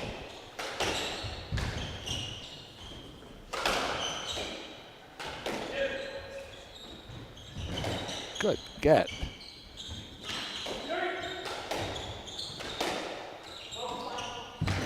Oh, that's nicely done. Nicely done. There was a little kind of a defensive reflexive swing, but it guided perfectly 5-2. over the tin. This is one where the difference between Jeff Osborne feeling a little bit maybe down on himself versus feeling a little bit of confidence, and all of a sudden the points are starting to go his way now. Yep. And his energy levels back up. Yep.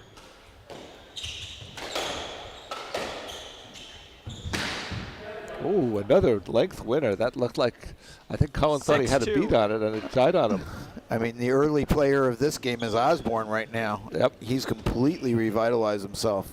Well done. Well, we're only a third of the way through the game. I know, but he it's said- impressive. Listen, he's been great. Because he was He was down- effectively taken out of the match in Yeah. that third game. 6-2. Yeah, and he looked discouraged side. and a little tired and a little sort of like it was starting to get to him. This has been a very impressive beginning for him. in this game. Absolutely. Second serve. And this is the start to the game that they needed. Yes.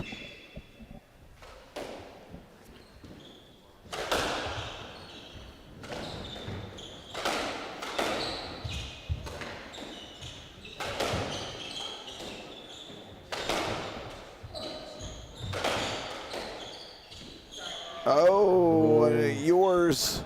Where are you, Rob? And out Rob, go 3-6. get that ball. That's right. All right. That would have been tough for Matt to react to. I mean, it all happened very no, fast. Matt wasn't going to get that ball. No. That was wishful thinking by Jeff. But the kind of play West would have been looking for, though, if it was the other way around. Yeah? He's ready to he's almost anticipating having to make an extra step that way. 3-7. But they got the next point, so they're back up to 4. Yeah.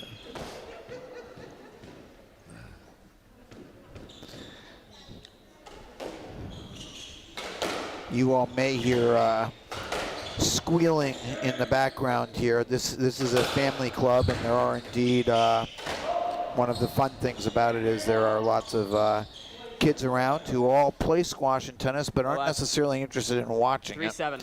And so they're running around having fun, so you may hear some squeals in the background from kids around here. But Heights Casino is really a family-oriented club.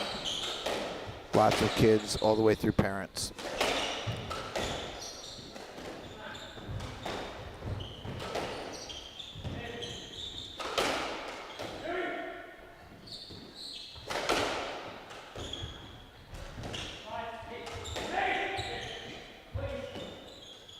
Give him a let.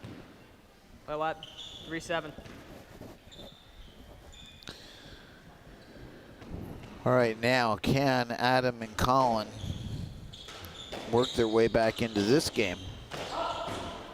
It's been an interesting match where the team that's gotten sort of going 4-7. has been able to carry it through in each of the first 3 games. That's right. So can Hughes and West reverse that trend here and close out the match? Or Osborne and Jensen? Oh boy, they got 2 points back, and that was kind of a bad overhit by Jeff. 5-7. If they can't let this lead get away here. If they do, I think West and Hughes will blow right by them.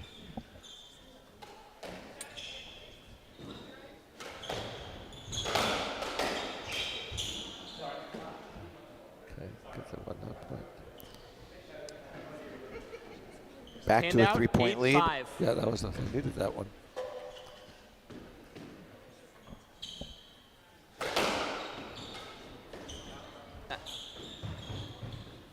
I saw the serve down. Clinton. 8-5. Second serve.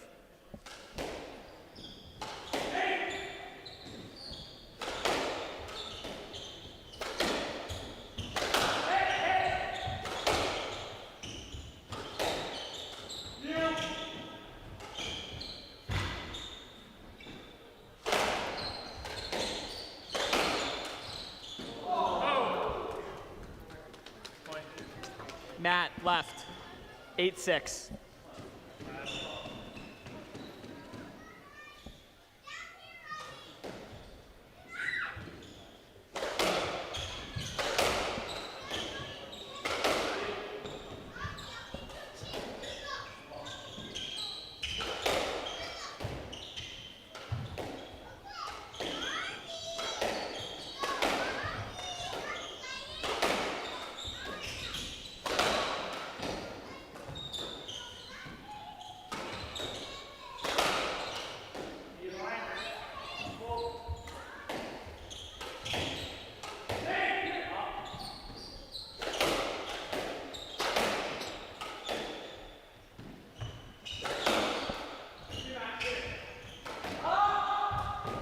Good recovery.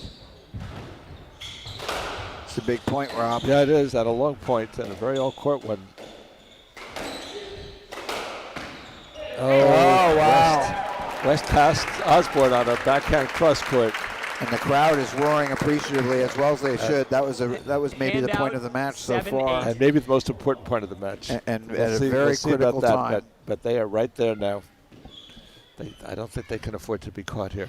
The 3-point lead is now a 1-point lead. Yep. It's 7-8. Yep. Okay. The scoreboard is correct Yeah, now. it's 7-8. That was a tough point to lose for 7-8. Osborne and Jensen. They really worked hard for that point, and twice almost won it.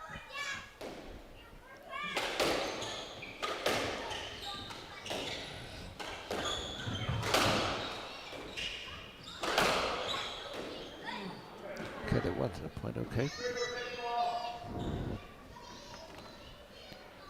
It feels like the stakes are very big on each of these points right now. Good stop. We still have a ways to go in this game, but it feels like right now is where. So that point, what's the ruling? Does anyone on have the a new ball? Oh, it broke. It was a broken So- ball. Wow, that's So fortunate that's for it. Adam Buse and Colin West because they had really lost that point. Thanks. But that should be a let. Wow, that's a tough break for them. I didn't see the ball act badly even at the end, and this ball didn't last very long, incidentally, either. Yeah. At end of the third game, it's 8-7. It lasted about 20 points Yeah. total. That's it. Yeah. That's not very long for a ball. to be No. honest. And again, Buse and West had controlled the play. I actually didn't think it was. I mean, they hit the ball so hard that it actually bounced fine.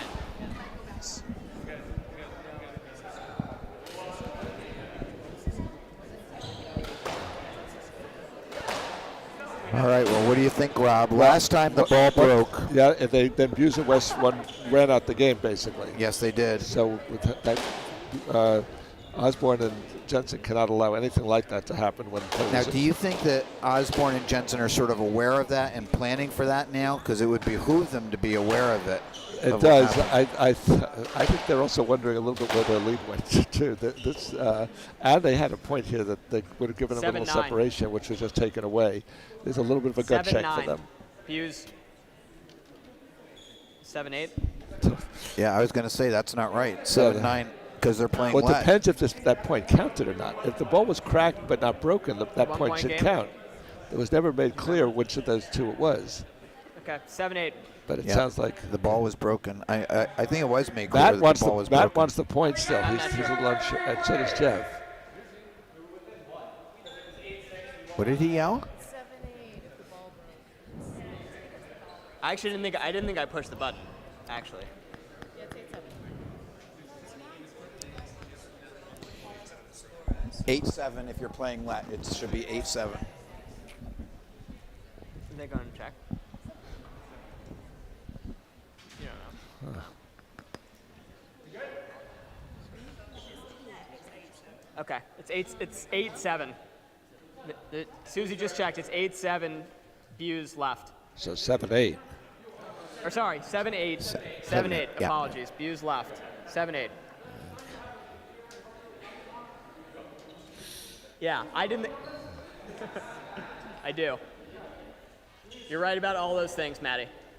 Yeah, but 7-8. he didn't get the point though. He didn't get the point, but he shouldn't have gotten the point. The ball was broken. They're playing let. That's what they all agreed to, and scores 8-7.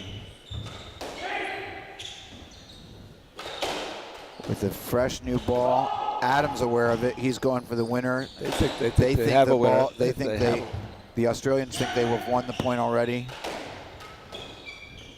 Well, this will be an interesting call if they wind up not winning the point. But it's good that they're going on and playing because they need this point, and they won it anyway. I saw it down. Oh no, they No, didn't win they it. lost it unless they got a call that the ball was down. 8-all. Wow. Oh wow! So saying that ball was down. So okay. I didn't get a good look at it, but boy, they've had a couple of tough calls here.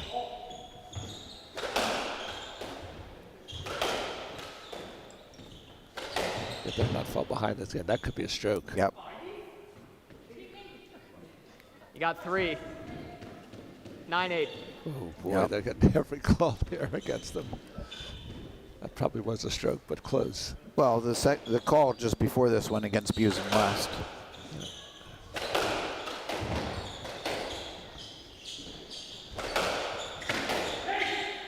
They're up 8-4. Nice Final shot. winner. Okay.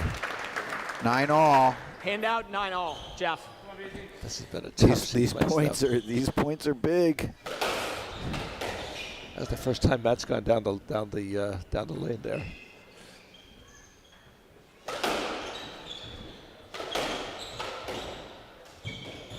Oh, got to be at least a let. He called it very late, 9-all. but he got it. He got the let. There it goes.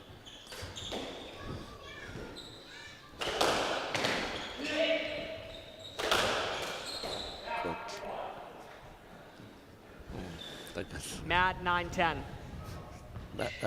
Jeff held off the first one, but not the second. Yep. Boy, they're getting awfully close in terms of what 9-10. points they can afford to lose.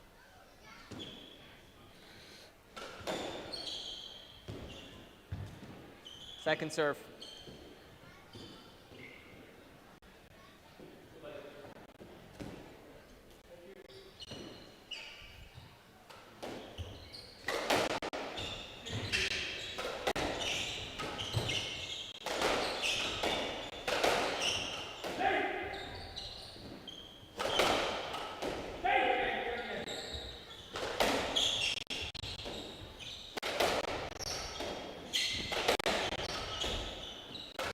He's trying, but Osborne's hanging tough. Yeah, but had a chance at the first corner, I think, in there.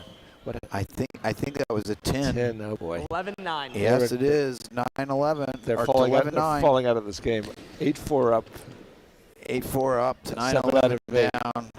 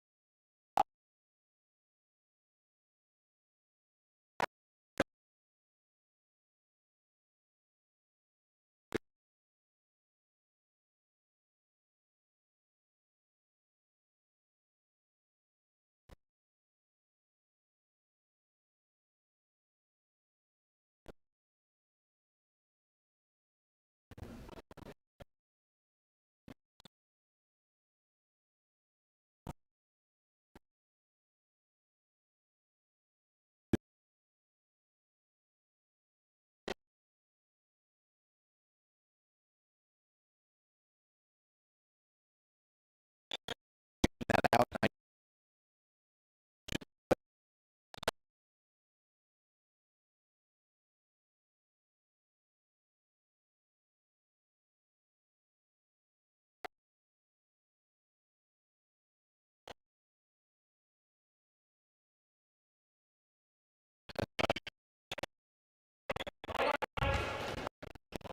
Oh.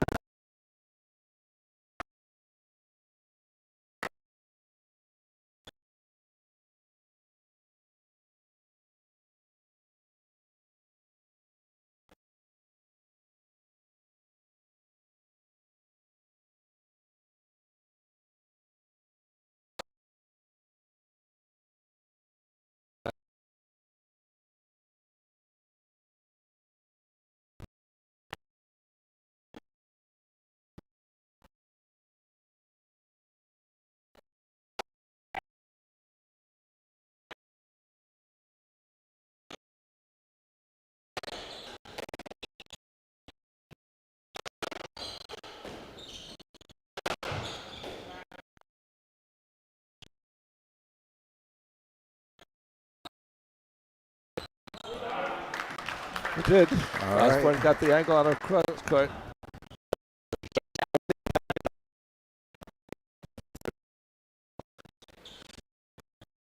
Sort of fighting back because they looked down, 13-9. They'd lost, 9 out of 10 points? 15 is there are lots of like mini games within the games. You can make and Second break serve, momentum a 11-13. couple times. But they need this point. They really need this point.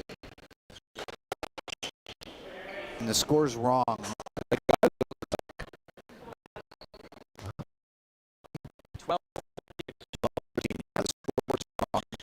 And part of the same thing. So, Point everybody.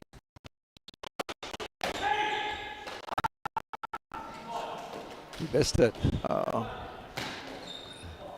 Tried to reverse and it was unclear. 12-14, match ball. Here we go. That was a tough point to 10.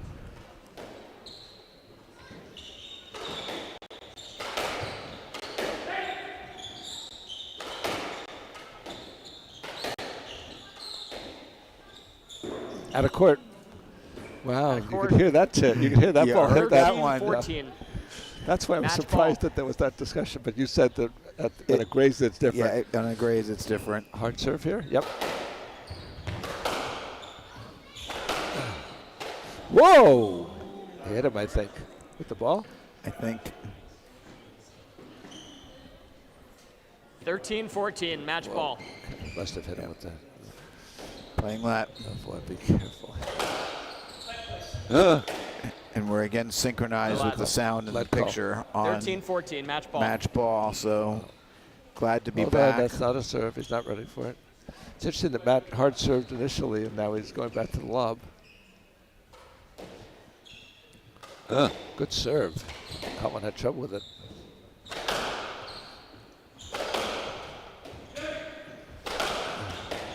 They're going to Buse, I think. I know they're not going to get a point off West.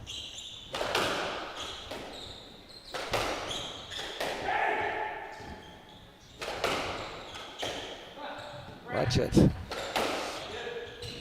Whoa, good call. They've been in each other's shirts all night. 13-14, That was the right match call, ball. though. Yeah, for sure. Yeah. And especially from somebody who's been hit twice. Watch it. Good recovery. Good recovery, right. Watch it! Oh boy, they almost got confused there. Good recovery by Matt to keep that point alive. Yeah.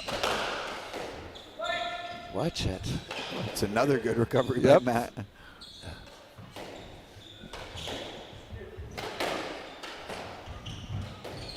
Good lob. Good recovery. Good lob by Adam. Good let. Did it hit him? No, he hit him. Did it hit him? Yeah, Adam hit Colin. So Wow.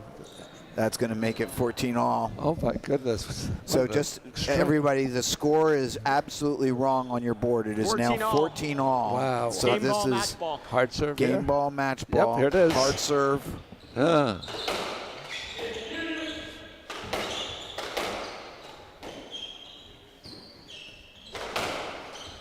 Yeah, that's the stay away from West this whole point. You know, playing that. Play lad. They're 14 all, straight game through. ball, They match think that's ball. their chance, I think. Are we going 4 or are we going 5? All comes down to this point. Whoa! No lad. No let. Wow!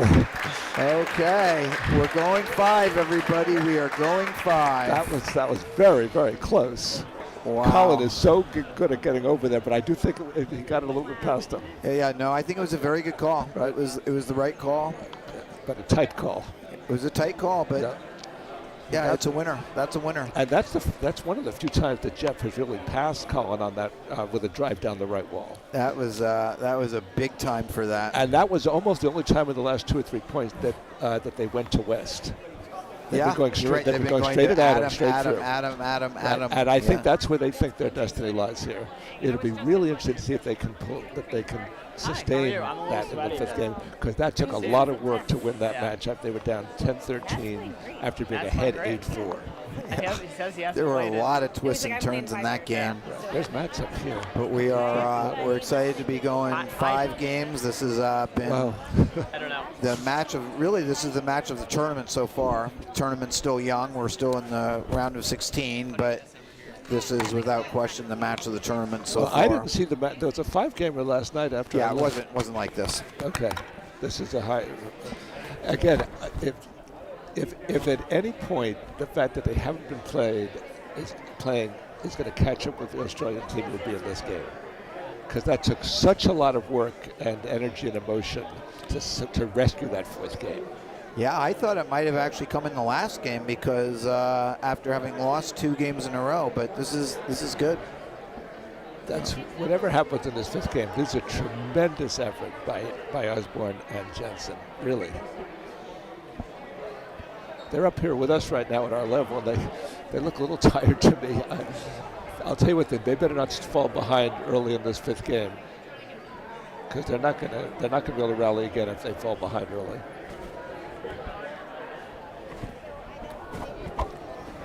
So, okay, Rob, I'm looking for a little commitment out of you.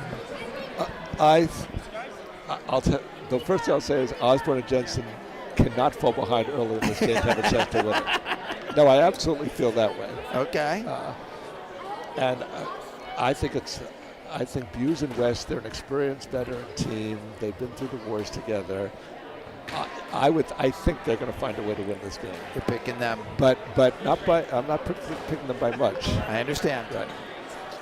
And if Jensen and Osborne get ahead early this game, they might be able to carry it through. It's just a line judge sitting on the bleachers. You cannot do that. He's like, no, you can't see the whole map. But we love him anyway.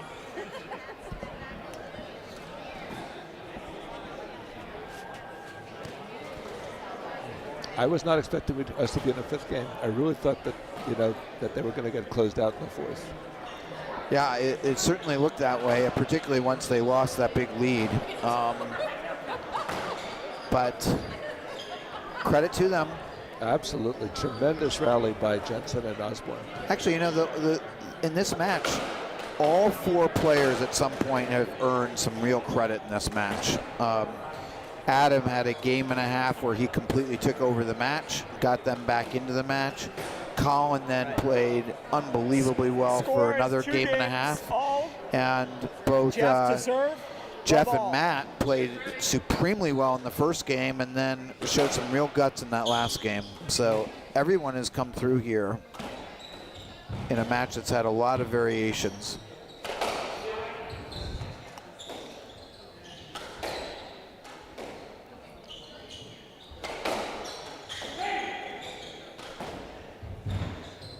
Good get. Nice get. No, didn't get but it. he didn't Wow. get it. Okay. Good point. They played the point well. One love. Deserved to win it, and then hit a good winner to finish it.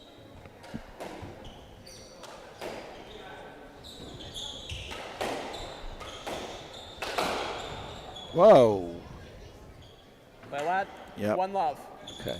Same play that ended the last game, but it was a little. Colin was further over. Yeah, he was much further over. Right. And not late. So that's a pretty good rail that Jensen hit, but Osborne hit. Yeah, Osborne. One love.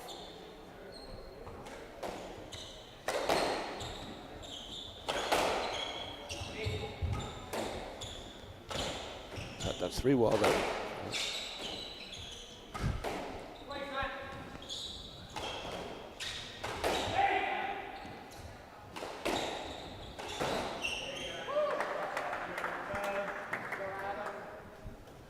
Tinder. 2 love. It's a good start for the Australians. Yep, good call. Good call. Play lad. 2 love. Out of court. Second serve.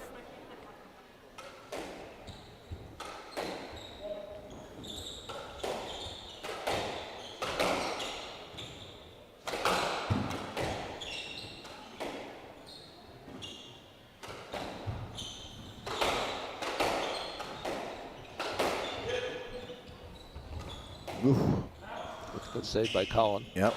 because I don't think he was expecting to have to cover that. Is that a volley 3-wall Nick? I believe it was. 3-love. Wow. Yes, it was, and Boy, it oh rolled boy. out. First time he's tried that the whole match. And it was a difficult swing angle, too. Yeah. Over his head, behind him. Yeah.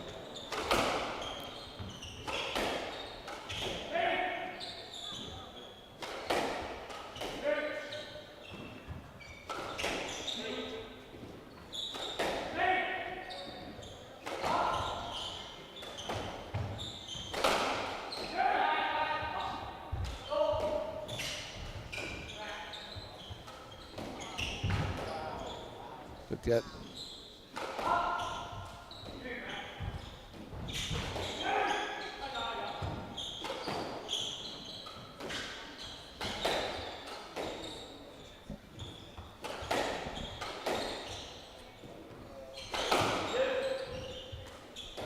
Good save by Colin.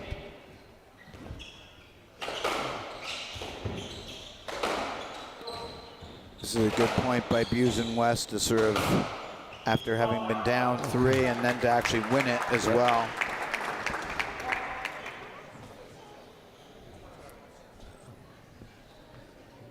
That was an 8-1 run before that last point. Handout 1-3. From 8-1 10-13 run, yeah, wow. to 3 love.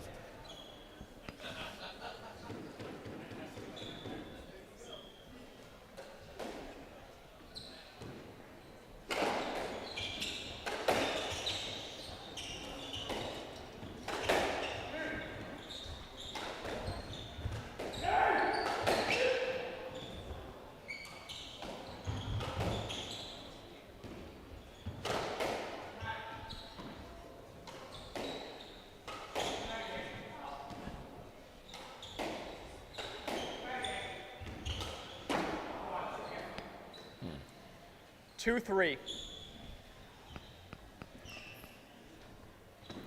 Rare unforced 10 by Jensen. He hasn't hit very many, but that was one. Oh, wow. Credit to Busen West. 3-all.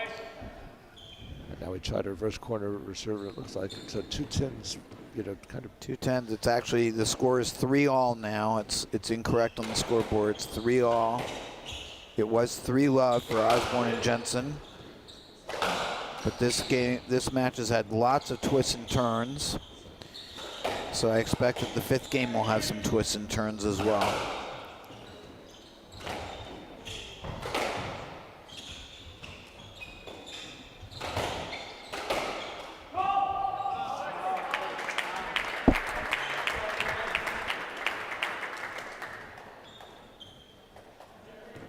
Three, 4.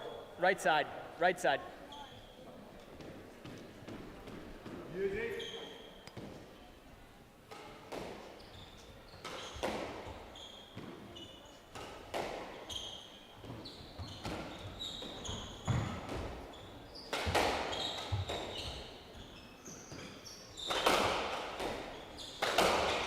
Whoa. I didn't actually think he had room to play the ball personally, but he also wasn't set up, in my view. 2 lets. So it's playing lead on that? Yep. I think the score is now 3-4. Yeah, it is.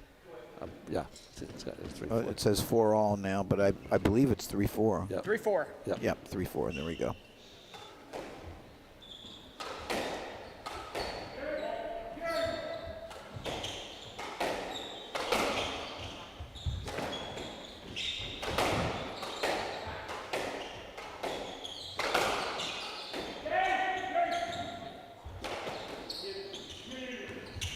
Oh. Oh, wow. Nice get. Oh, he didn't quite get it. He kind of let the ball play him a little bit. Yes, he did. And, he thought he had more Handout time. 5-3. And he had more room, he thought. He thought he had more room. That's a sort of tired mistake.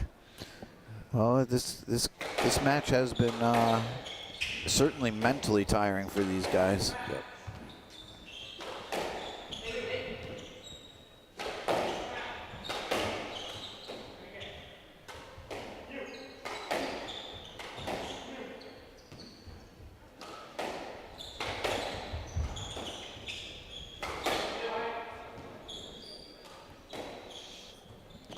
Collins done that very well this match. Lob up the left wall on his backhand when he's been stuck in back there.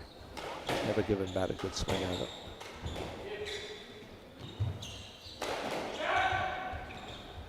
Ooh, took a bad bounce on it, but it's tended. Matt, left side, Matt. Yeah, tended. 5-4.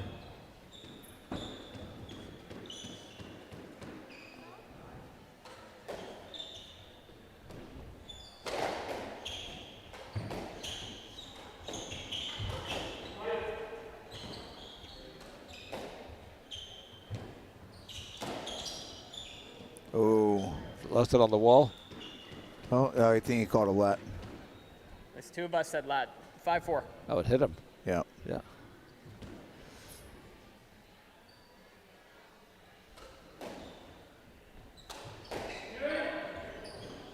Come on. Ooh, that's got The ball. 6-4, right side. I thought Matt lost it, but he must have hit a fluke winner. I guess he hit a winner. Yeah. Well, here, we're going to see it again.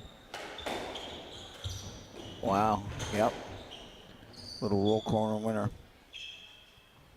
Play lat, 6-4, right side. That was a tough swing that he just got a let out of.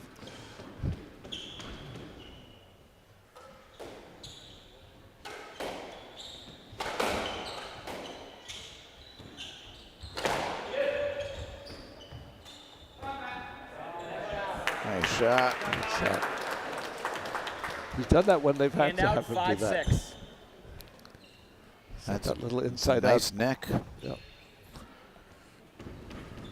It looks like he's going to lob it, and he said he just guides it Yeah. to the front left. Matt didn't see it. It's a nice shot. So we're dead 6 even all. again.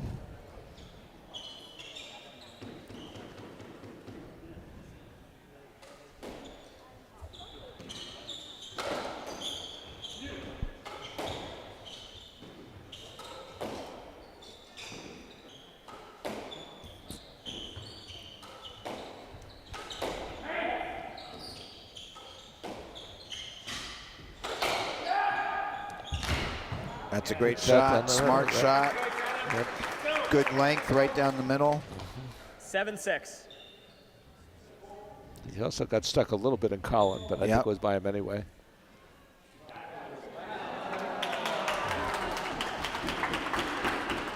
I think they're applauding because somebody caught the ball well. I see. We can't see that, but that's what I think just happened there.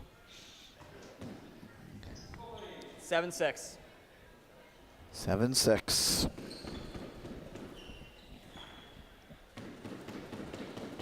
I think this is the first lead for Buse and West in this 5th game. Yep.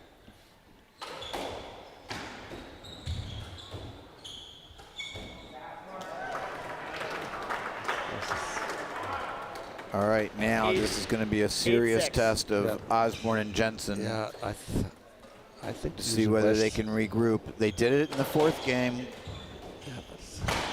Oh boy. Oh boy. I think the Buse and West are 9-6. going to run this. Are in the clear. I think they're going to win this game from here. I just they look a little like they've shot their bolt. Osborne and Jensen. Well, Send that. I don't know, Rob. 9-7. We've seen so many twists here. We have.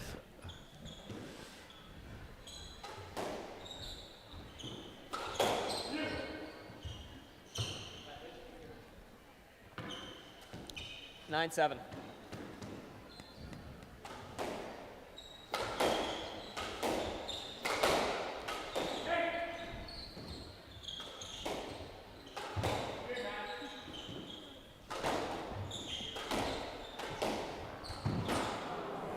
Tended, eh? He did tin it. So it's That's the only- 8 coming And in out, on 9. 8-9. After, that's,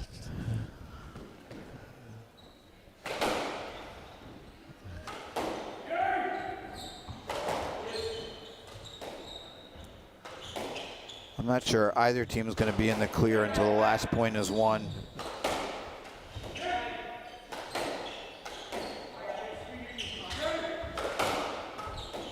good save by Adam. That ball was tight to the wall. Another Philadelphia attempt. Didn't quite go around.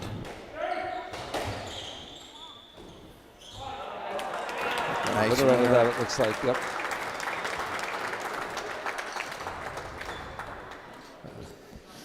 Matt, 8-10 left. Matt looked a little slow getting started on that one.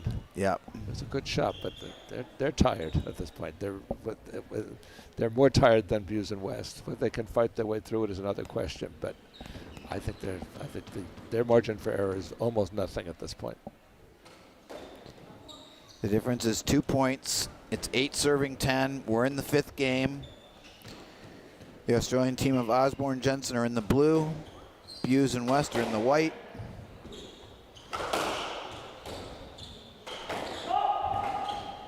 Down. Good shot. Buse and West have had 1 match ball, which is in the 4th 9-10. game where we had a match ball, game ball situation. They were 14-12. Oh, they're gonna I protest saw that. this. 2 of us saw it down. Collins. I saw Collins down. Okay, so that's the point for Osborne and Jensen. Yeah. If 2 of us saw Collins down. 10-all. Left side. wow, it's 10 Wow, all. 10 all. 2 really tight little points. Wow, you didn't have a good look. I didn't have a good look at it, but it was obviously very close. Too hard to tell from on TV from this angle. Right. I mean, I Gee, they caught have them at no 10 opinion all. on that, but here we go. Oh, nice shot. All right, 11-10. They've got some points on the Or front is it left here. 10-11? Yeah, good And shot now by Buse. 11-10. No, it's 11-10, okay.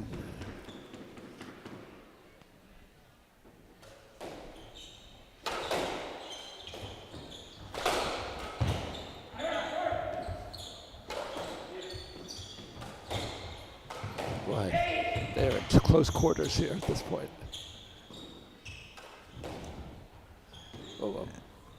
Oh, Good call. nobody wants to make a mistake now.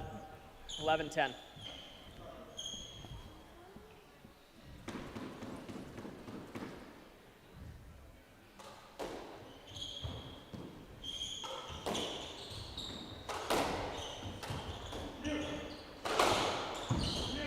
Good save there.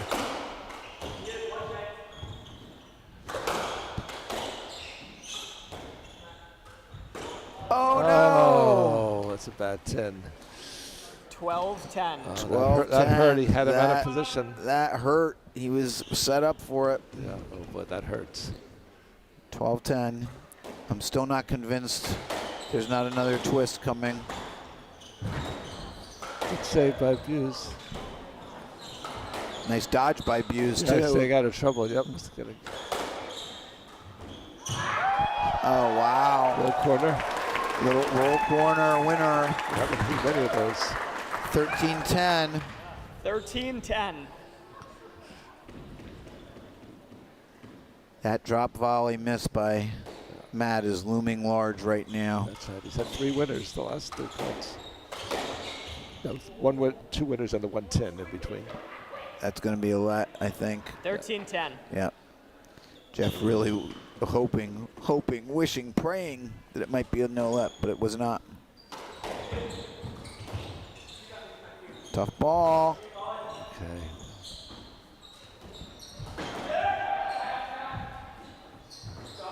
Oh, wow. Great shot. It's actually a series of great shots by Colin. And here we are. 14-10 match ball. 4 match balls.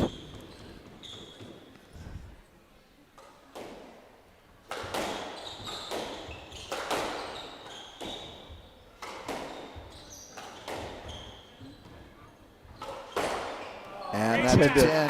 Wow. Well, Rob, you did say that you thought the experience of Buse and West would come through in the end, and you were right. When it got very tight in the 5th game there, Buse and West's experience paid off. And the 4 points from 10 all were all decided on the front left. Yep. Buse All hit on a the drop front shot, Jensen hit a 10. Buse that hit a roll corner, but it was really a front left play. And there was the 10 at the end here. And West hit a drop shot on the front left. What? That was a great match. That was a very fun match to watch Yep. with lots of momentum shifts that went completely opposite, and we had two good close games in the fourth and fifth. Right. And now they are on to the quarterfinals. I felt that once Jensen and Osborne got that early lead in the fifth, that they couldn't afford to. The fact that it disappeared as quickly as it did, I think, was something that kind of carried over through the rest of the game, even though it ended up being a 10-all. And great credit to them for rallying to make it 10-all. But they did not have the energy of the last 5 points. All right, well, we are well behind now. Right now, we are at 7:30, and we are waiting for the 6:30 match now to begin. The players are on the court already, and we will take a little bit of a break as they warm up, and we'll be back with you.